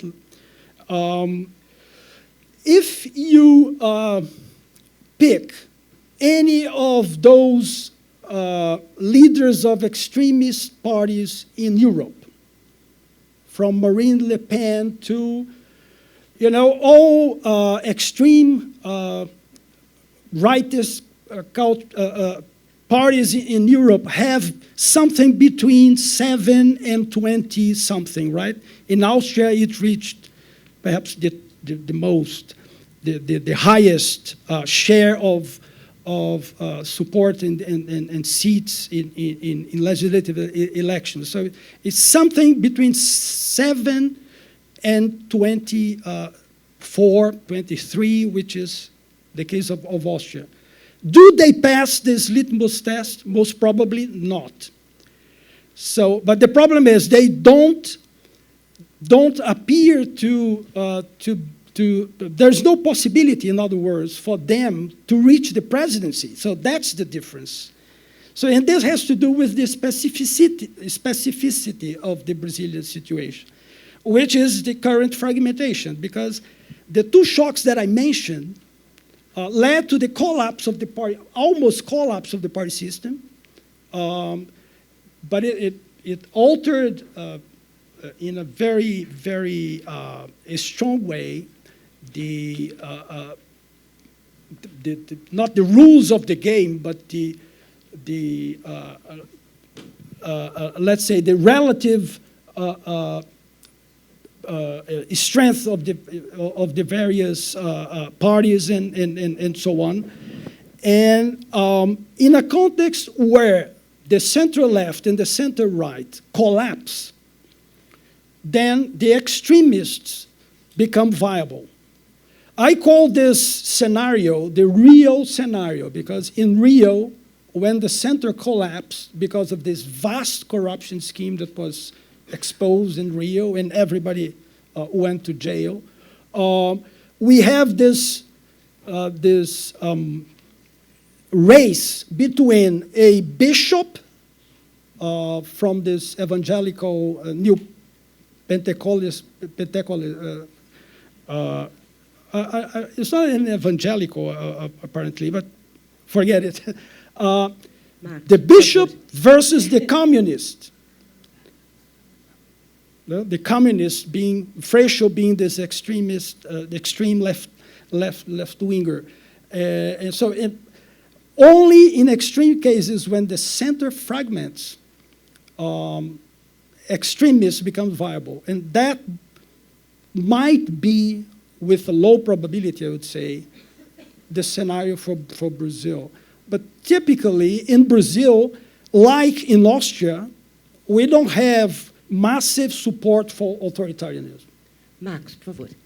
Vou passar a palavra para o professor, porque estou preocupada com o horário do ministro Barroso também. Fica com essa? Ou tem uma? Can you hear me? Yes, this is working? Okay. Thanks to both of you for those really, really thoughtful, insightful comments. Let me respond to, so first of all, I want to say I totally agree and think is a really important point.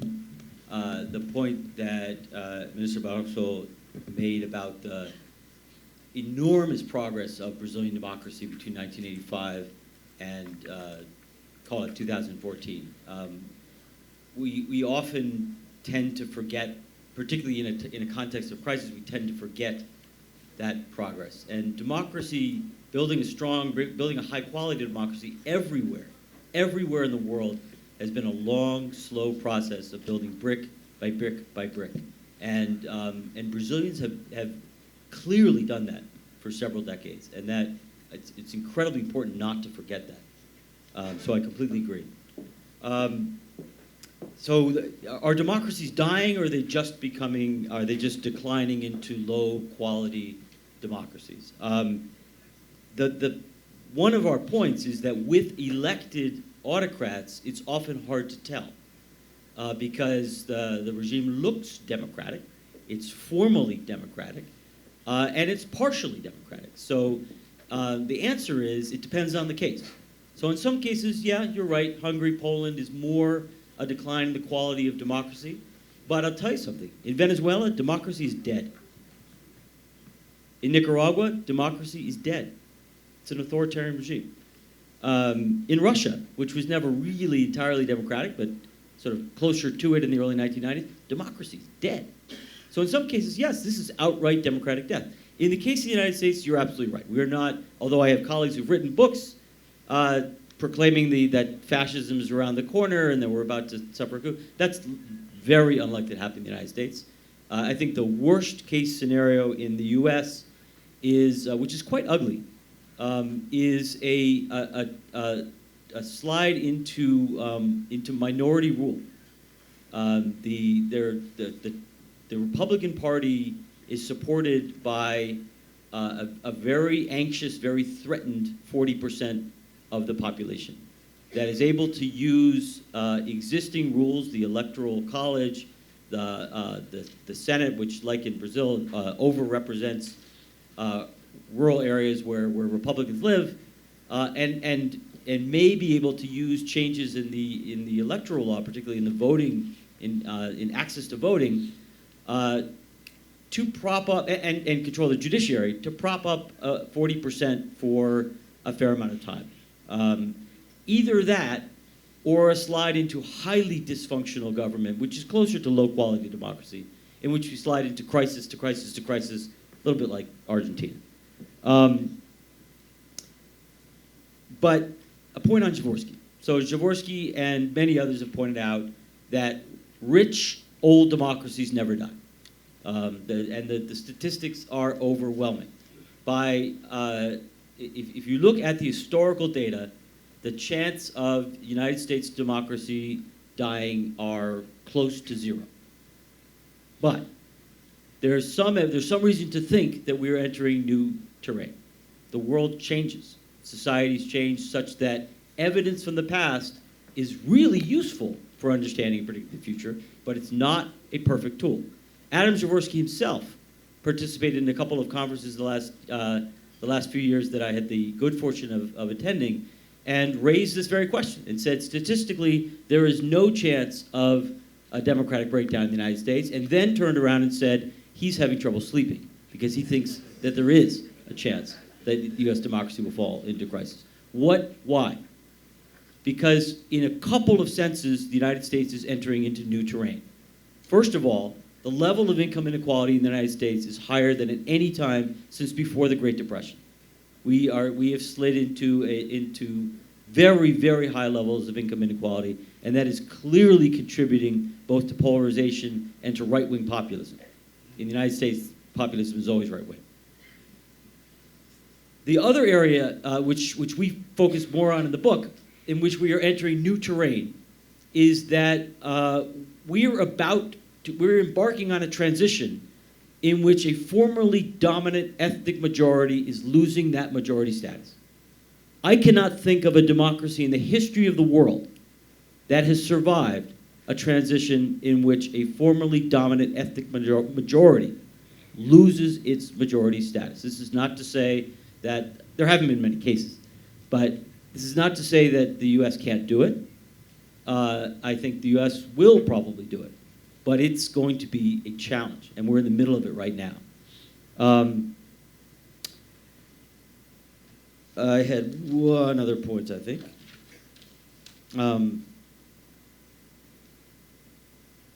So I also agree, I think you make a very important point, Professor Melo, that it's really important to realize not only that Brazil made huge democratic gains between 1985 and 2014, but that Brazil, so far, has survived an extraordinary crisis. The crisis of the last 4 or 5 years has been a perfect storm. I mean, you combine, as all of you know, what may be the worst corruption crisis of any democracy in the history of the world with an extraordinary economic crisis.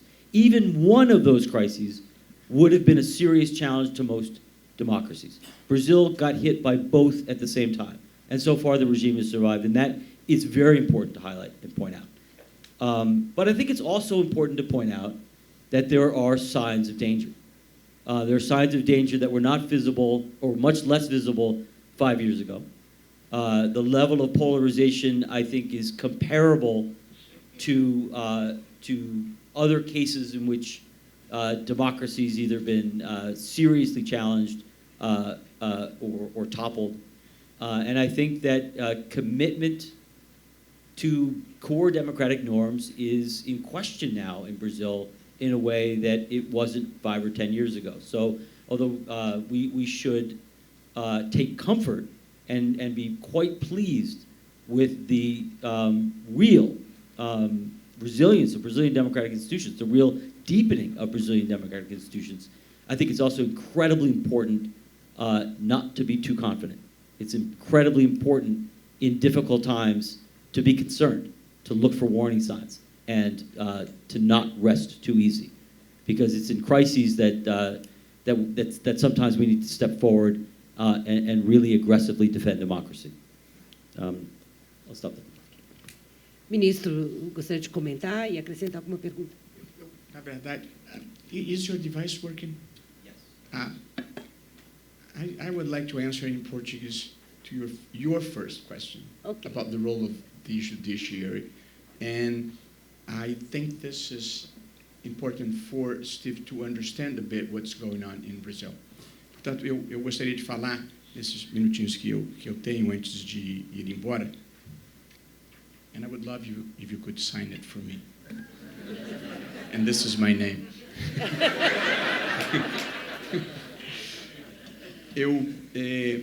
A Mônica suscitou logo ao início o papel do judiciário e esta visível judicialização da vida no Brasil. E eu acho que é difícil entender o que está acontecendo no Brasil sem colocar no tabuleiro este fenômeno que tem sido a judicialização da vida de uma maneira geral. A maior parte das cortes constitucionais do mundo, das Supremas Cortes, desempenha dois papéis. O primeiro é o de proteger os direitos fundamentais e o segundo é o de proteger as regras do jogo democrático. Esses papéis, a Suprema Corte Brasileira desempenha relativamente bem, tão bem quanto qualquer outra corte do mundo e talvez até melhor em muitas situações. E, como disse anteriormente, direitos fundamentais de mulheres, de gays, de índios, discussões importantes como aborto, casamento de pessoas do mesmo sexo, pesquisas com células-tronco embrionárias, ações afirmativas, todas elas foram decididas e, a meu ver, bem decididas perante o Supremo Tribunal Federal. Portanto, esta judicialização e esta queixa que, às vezes, as pessoas que perdem têm em relação ao Supremo acontece em toda parte do mundo.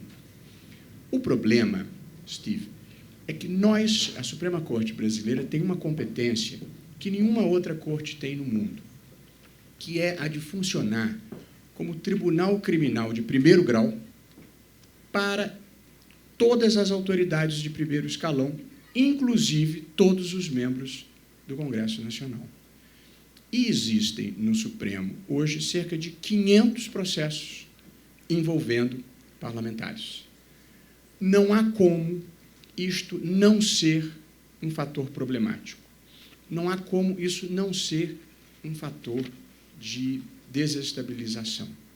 E, portanto, esta competência criminal do Supremo, seja a originária, no foro privilegiado que nós conseguimos reduzir, seja a recursal, que faz tudo chegar no Supremo, traz para o primeiro escalão do judiciário problemas que deviam ter morrido lá embaixo.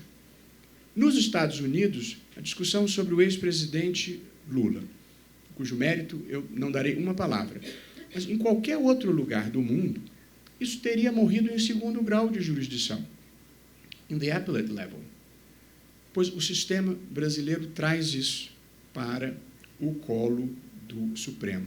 Portanto, parte das dificuldades que nós temos hoje no Brasil, que as pessoas associam à judicialização, não é uma associação correta. Judicialização é a definição de espaços entre interpretar a Constituição e legislar. E em todo o mundo existe este debate e dificuldade em se traçar esta fronteira.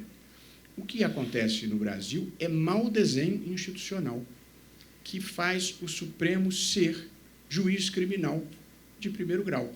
E, portanto, você traz para a cúpula do judiciário um embate ou com a classe política ou com a sociedade, porque, nesses casos de corrupção, quando eles são apreciados no Supremo, ou o Supremo funciona mal, e frequentemente funciona, e você se desgasta com a sociedade, ou ele funciona bem, você pune e cria um atrito com a classe política. Portanto, nós temos, no Brasil, um problema de desenho institucional, que eu, e o Supremo, mas procurei atenuar da melhor forma possível, que era reduzindo drasticamente esta competência criminal do Supremo. Mas, diferentemente, Steve, de outras partes do mundo, o judiciário no Brasil é um ator que se tornou politicamente relevante, mais do que em outras partes. Uma razão é essa que eu acabo de descrever, mas há uma segunda razão. É que a política no Brasil, pelo custo e pelo contágio, ela deixou de atrair as novas vocações, deixou de atrair os jovens idealistas. Onde é que essa gente foi parar? No judiciário ou no Ministério Público. E aí tentam mudar o mundo através da judicialização. O que não é ruim, mas tem um teto baixo, porque a partir de um certo ponto você precisa de política para tomar decisões políticas e você precisa de política de qualidade. Portanto, o que nós precisamos fazer no Brasil para diminuir a judicialização é requalificar a política e devolver a política ao centro do palco. Hoje em dia, uma discussão no Supremo atrai mais debate público do que uma discussão no Parlamento. É uma distorção completa, mas é o que acontece. Para dar um exemplo de pesquisas com células-tronco embrionárias, quando o debate foi no Congresso e eles aprovaram uma lei, passou em branco. Quando foi questionado no Supremo a possibilidade de pesquisa com células-tronco embrionárias, aí você teve um debate nacional. Portanto, há uma peça no tabuleiro institucional brasileiro que é um pouco diferente das democracias do resto do mundo. E esta judicialização avançou muito, acho que ela precisa recuar, mas ela precisa recuar com a ascensão da política, porque a judicialização, muitas vezes, ela é provocada pela própria classe política que vai ao Supremo e apresenta as suas demandas. A grande questão controvertida da hora, que é a descriminalização do aborto, está no Supremo, porque um partido político foi ao Supremo e pediu um pronunciamento. De modo que eu, nas suas pesquisas e nos seus interesses sempre tão ricos, no caso brasileiro, há uma peça diferente do tabuleiro, um pouco diferente de como esta peça é utilizada no tabuleiro mundial, que é um certo protagonismo do poder judiciário, que eu acho que é um dado que merece ser levado em conta. Eu vou ter que pedir 1 milhão de desculpas. Mas posso só fazer mais uma pergunta? Tenho 5 minutos? Porque eu não consigo resistir à tentação. Eu tenho sessão, mas claro. Que é justamente sobre, digamos, autocontenção e protagonismo do judiciário, particularmente da nossa Suprema Corte. Nós tivemos 2 oportunidades em que o STF criou uma nova norma política, com grandes consequências para o sistema. Um foi quando derrubou a cláusula de barreiras, que é o que produziu os 30 e poucos partidos que o professor Steven mencionou no começo. Nem a gente consegue compreender a legenda, não esperamos que o senhor possa fazer. E a outra foi no fim do financiamento privado de campanha, o senhor foi o relator, e que agora vemos que a criação de um fundo público de campanha acaba produzindo, digamos, mais conservadorismo partidário, na medida em que pouquíssimos gerem um recurso bilionário em favor dos seus protegidos nos partidos. Portanto, o objetivo de renovação a gente não obteve. Não faltou autocontenção democrática do Supremo nesses 2 casos, pelo menos? Não, acho que não. Mas acho que no primeiro ele errou e no segundo acertou. No segundo, em que o senhor foi o relator? Eu nem fui o relator, não. Embora meu voto tenha tido mais visibilidade. Deixa eu dizer, no caso da cláusula de barreira, eu me absolvo completamente, eu não estava no Supremo, eu escrevi defendendo as cláusulas de barreira, e acho que qualquer futura antologia dos grandes equívocos do Supremo, esta decisão deve estar no topo. Foi um equívoco. Um equívoco um pouco motivado pelo espírito da época.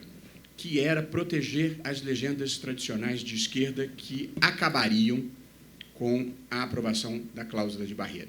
Portanto, não foi um equívoco mal intencionado, foi um equívoco bem intencionado de proteger legendas legítimas, mas produziu um resultado desastroso. E eu não posso deixar de concordar com você, foi um erro. Agora, não foi propriamente ativismo, porque quando você provoca o Supremo e tem uma tese constitucional dizendo isto viola o direito das minorias, eu acho que o Supremo pode, mas se manifestar. Só que eu acho que se manifestou erradamente.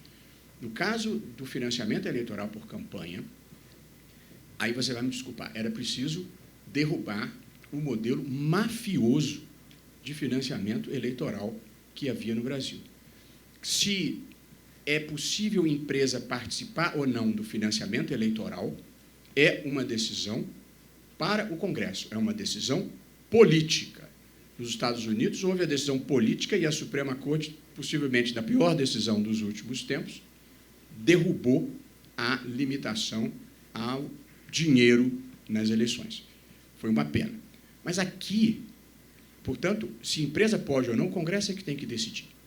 Mas naquele modelo, a imoralidade, o não republicanismo e a violação da Constituição era tão flagrante porque uma empresa podia tomar dinheiro emprestado no BNDES e utilizar o dinheiro público, o dinheiro do povo brasileiro, para financiar o candidato que ia defender os seus interesses. Isso é de uma imoralidade penosa. A empresa podia, como aconteceu, apoiar os 3 candidatos. E, portanto, apoiava a candidata Dilma, o candidato Aécio e a candidata Marina. Se uma mesma empresa está apoiando 3 candidatos, ela não está exercendo direito político. Ela está sendo achacada ou ela está comprando favores futuros. Em qualquer uma das hipóteses, é muito ruim. Em terceiro lugar, a lei não impedia que a empresa que financia a campanha do governador, do prefeito, seja, depois da eleição, contratada diretamente pelo eleito, de modo que o favor privado, que foi a doação, é pago com o dinheiro público do contrato administrativo. Portanto, Mônica, o sistema era completamente imoral. Quando o Supremo derrubou, a expectativa era que passasse o voto distrital misto, que baratearia as campanhas.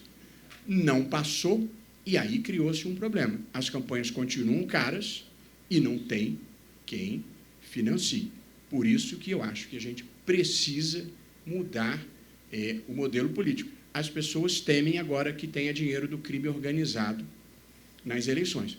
Mas eu não sei que nome eu daria exatamente para o modelo anterior de financiamento eleitoral. Portanto, não há alternativa que não seja, eu penso, baratear as eleições. De modo que eu acho que, no primeiro caso, eu concordo plenamente com você, foi uma decisão ruim, mas é preciso, no julgamento, situar historicamente as circunstâncias dos ministros, mas devo dizer que, desde aquela época, eu defendi a cláusula de barreira, mas a do financiamento eleitoral por empresa, eu acho que há esses problemas que eu acabo de revelar. Porém, para remediar isso, criou-se um fundo. O meu problema com esse fundo é menos o dinheiro que ele custa, porque, para ter uma política mais íntegra, eu toparia pagar o custo. O problema é que eles montaram um sistema de distribuição desses recursos que vai tornar mínima a renovação do Congresso. Eles são danados, ministro.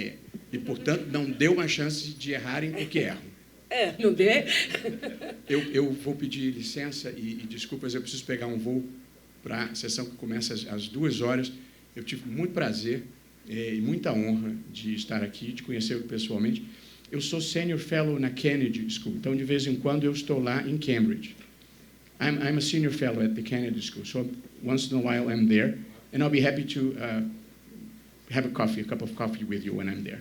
Okay, probably in January I'll be there. Okay, good to meet you, congratulations, it's a great pleasure. Okay, Marcos. Muito obrigada, ministro Barroso. O livro autografado.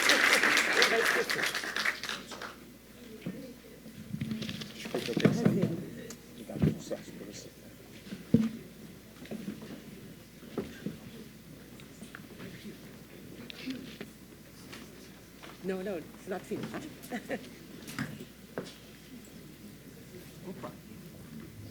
São 11 horas, eu acho que o Marcus Lisboa podia dizer quanto tempo mais a gente tem. Uma porção de perguntas aqui, poderia fazer uma espécie de arredondamento com as principais questões levantadas. Mais 10 minutos?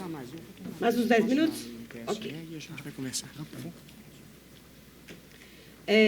Há várias perguntas aqui, algumas específicas sobre o que está acontecendo na política norte-americana e a enorme preocupação, evidentemente, com o nosso sistema aqui.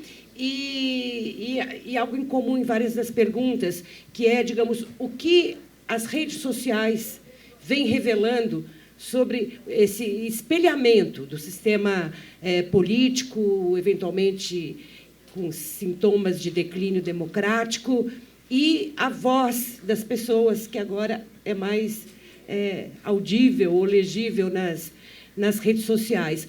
As democracias, quando declinam, ou quando agonizam, ou quando tendem a morrer, ou quando escolhem autoritários, o que há na sociedade que é também gatilho para isso? Por que eles conseguem, os agentes políticos, esse apoio e esse suporte, essa permissão para que essa democracia vá se fragilizando? Pergunta para os dois. Professor. Professor.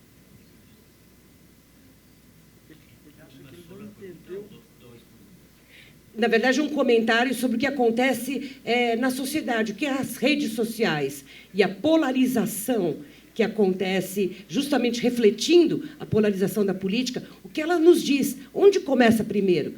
Qual é o gatilho para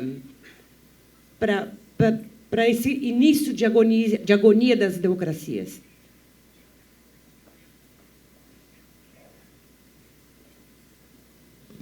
I'm not sure I understood the question well, but I could talk a little bit about social media. Social media is obviously a new phenomenon, and in the social sciences, we're just really beginning to study and learn and understand its effects. Initially, as all of you know, there was a lot of optimism about the democratizing effects of social media. It would enable societies to mobilize more easily against autocrats. It would allow information to people to get access to information more easily, and make it harder for governments, for states to monopolize the control of information, which is really important for democracy. I think social media, like all technologies, like all communication technologies, and from radio to television to the contemporary era, is double-edged. And we've discovered that it's double-edged.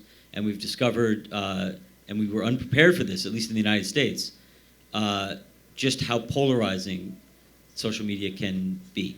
So there is a fair amount of research very recently, at least that I've seen in political science, which shows pretty persuasively that those who are exposed to social media, the more that we are exposed to social media, the more that we really only get information that confirms our point of view.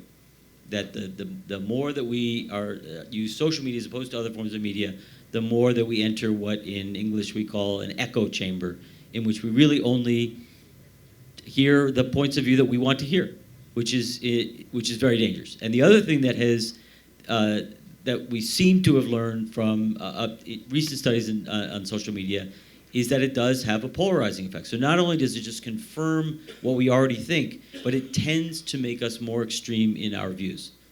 So it seems pretty clear that the rise of social media has exacerbated polarization, at least in the United States. I cannot speak to Brazil or anywhere else. But in the United States, it's exacerbated polarization. But I think it's important to make two caveats. First of all, social media did not create polarization. Social media is never the cause of polarization. Societies don't need social media to divide themselves intensely, right? The Spanish didn't need social media to go to civil war in the 1930s. The Americans didn't need social media to go to civil war in the 1900s. in the 19th century. The Chileans didn't have social media in the 1970s. So social media exacerbates polarization is not the underlying cause. I think we're mistaken in the United States if we point to that as the underlying cause. I'm also, this is more a statement of faith than of any empirical reasoning, but I actually think that societies and politicians and states will learn how to adapt to social media. It's taken us by surprise. We still don't fully understand its effects and its consequences. We're learning very quickly, but people were terrified, or analysts were terrified with the rise of radio, that it would lead to totalitarianism. They were terrified the effects of television on democratic politics, and now we're terrified of the effects of social media. My guess, or maybe it's wishful thinking, but my guess is that, again, the societies will learn how to adapt and make social media work in a democratic context. Okay, aproveito para perguntar sobre, para fazer uma das perguntas que veio aqui, se, enfim, para o professor Steven também, se o que vem acontecendo, a onda azul nas eleições agora de midterm nos Estados Unidos, já significa uma reação ao autoritarismo recém-instalado pelos republicanos na Casa Branca. Como o senhor vê o movimento democrata neste momento para as eleições?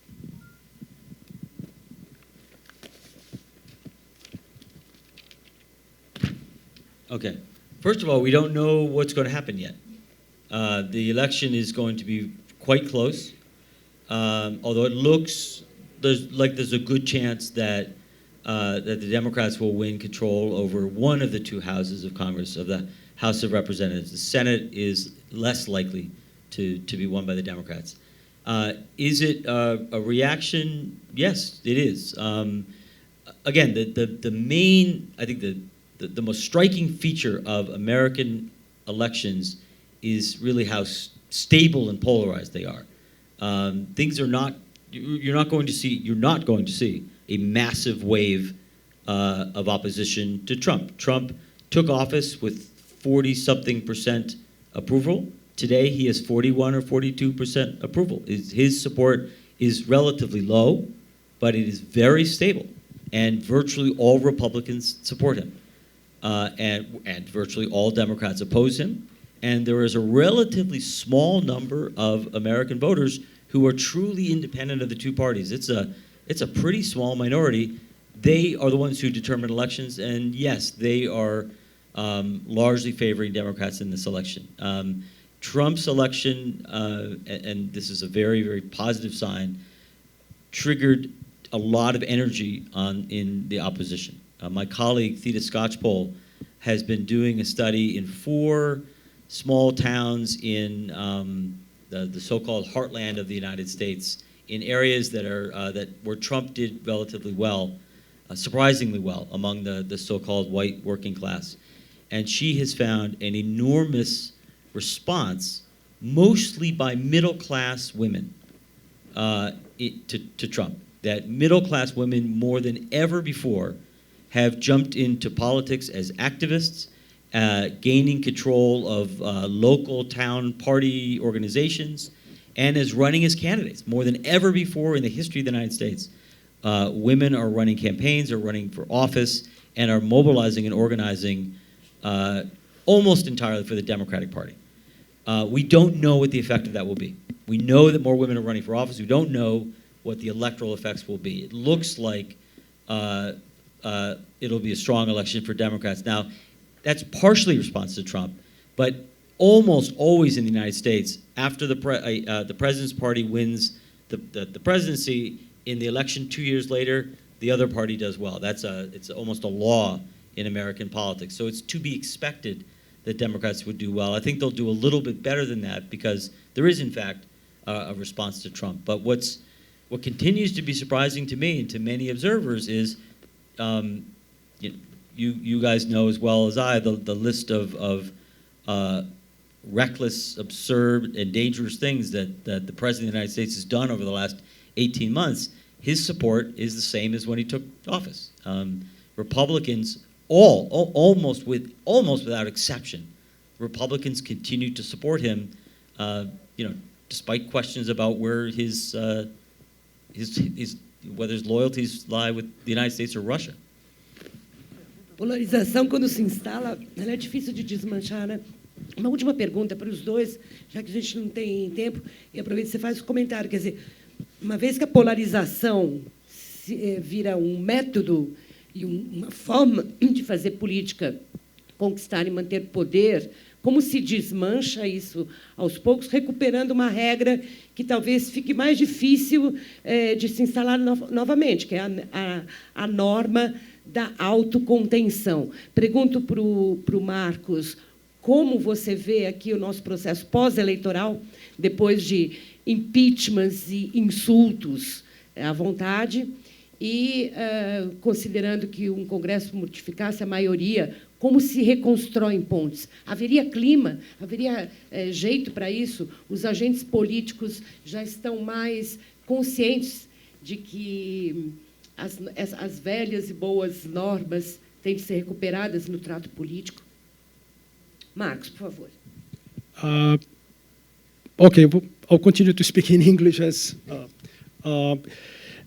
and I take the opportunity to extend this one last question to Steve, which has to do precisely with polarization, because you claim that what weakened the guardrails of democracy was the progressive erosion of mutual toleration and forbearance.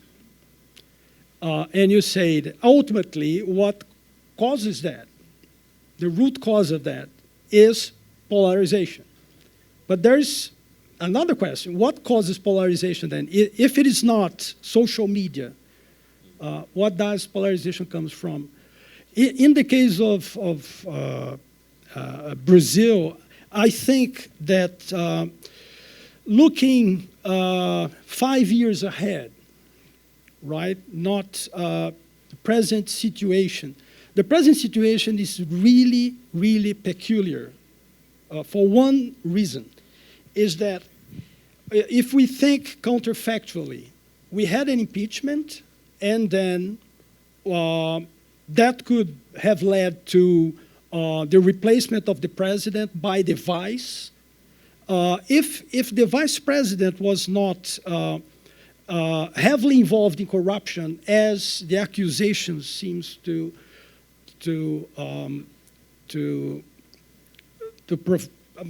evidence, the evidence is quite substantial in the accusations, in the charges.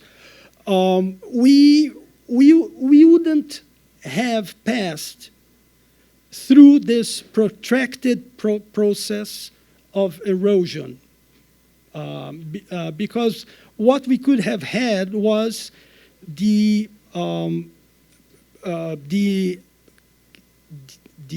cancellation of the nullification of the 2014 results, electoral results. And we would have had a new election, a fresh election.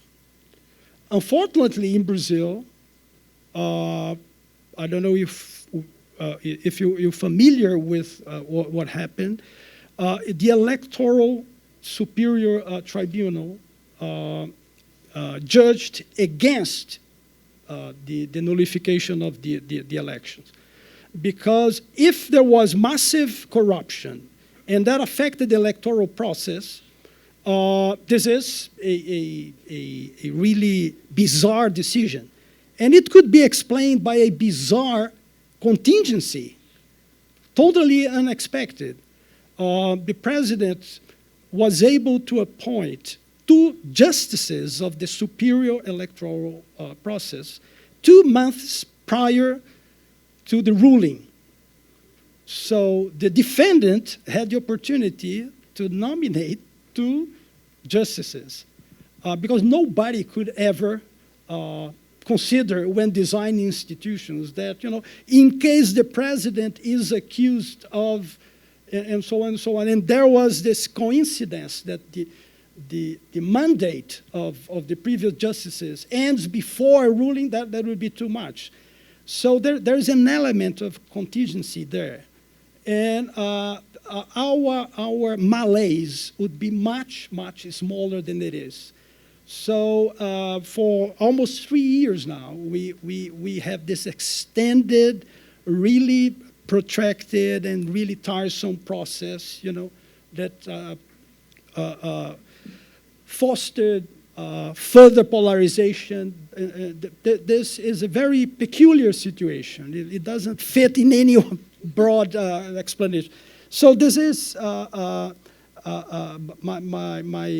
view of this process. So we now have fresh elections.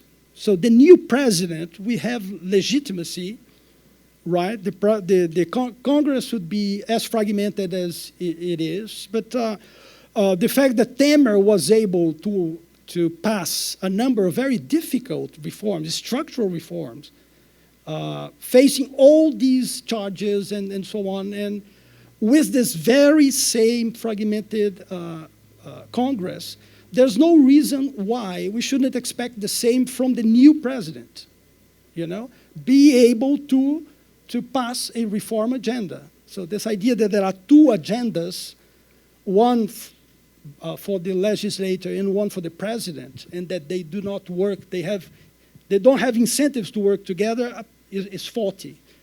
So that's why I am fairly optimistic in terms of societal and state relations, or society and the political sphere relations. What we've had over the last 2 years is somehow artificial, a product of this flaw in institutional design. And the fact that we have a new president, and things will, in the medium run, return to normalcy. That's my expectation. Obrigada, Marcos. Professor? So, para o encerramento. I'm Jewish, and Jews are always pessimistic, so let me give a more pessimistic account. So there are many ways to polarize. There are many causes of polarization. The story that we tell about the United States is one that's centered on race. Basically, the United States took a long time to fully democratize.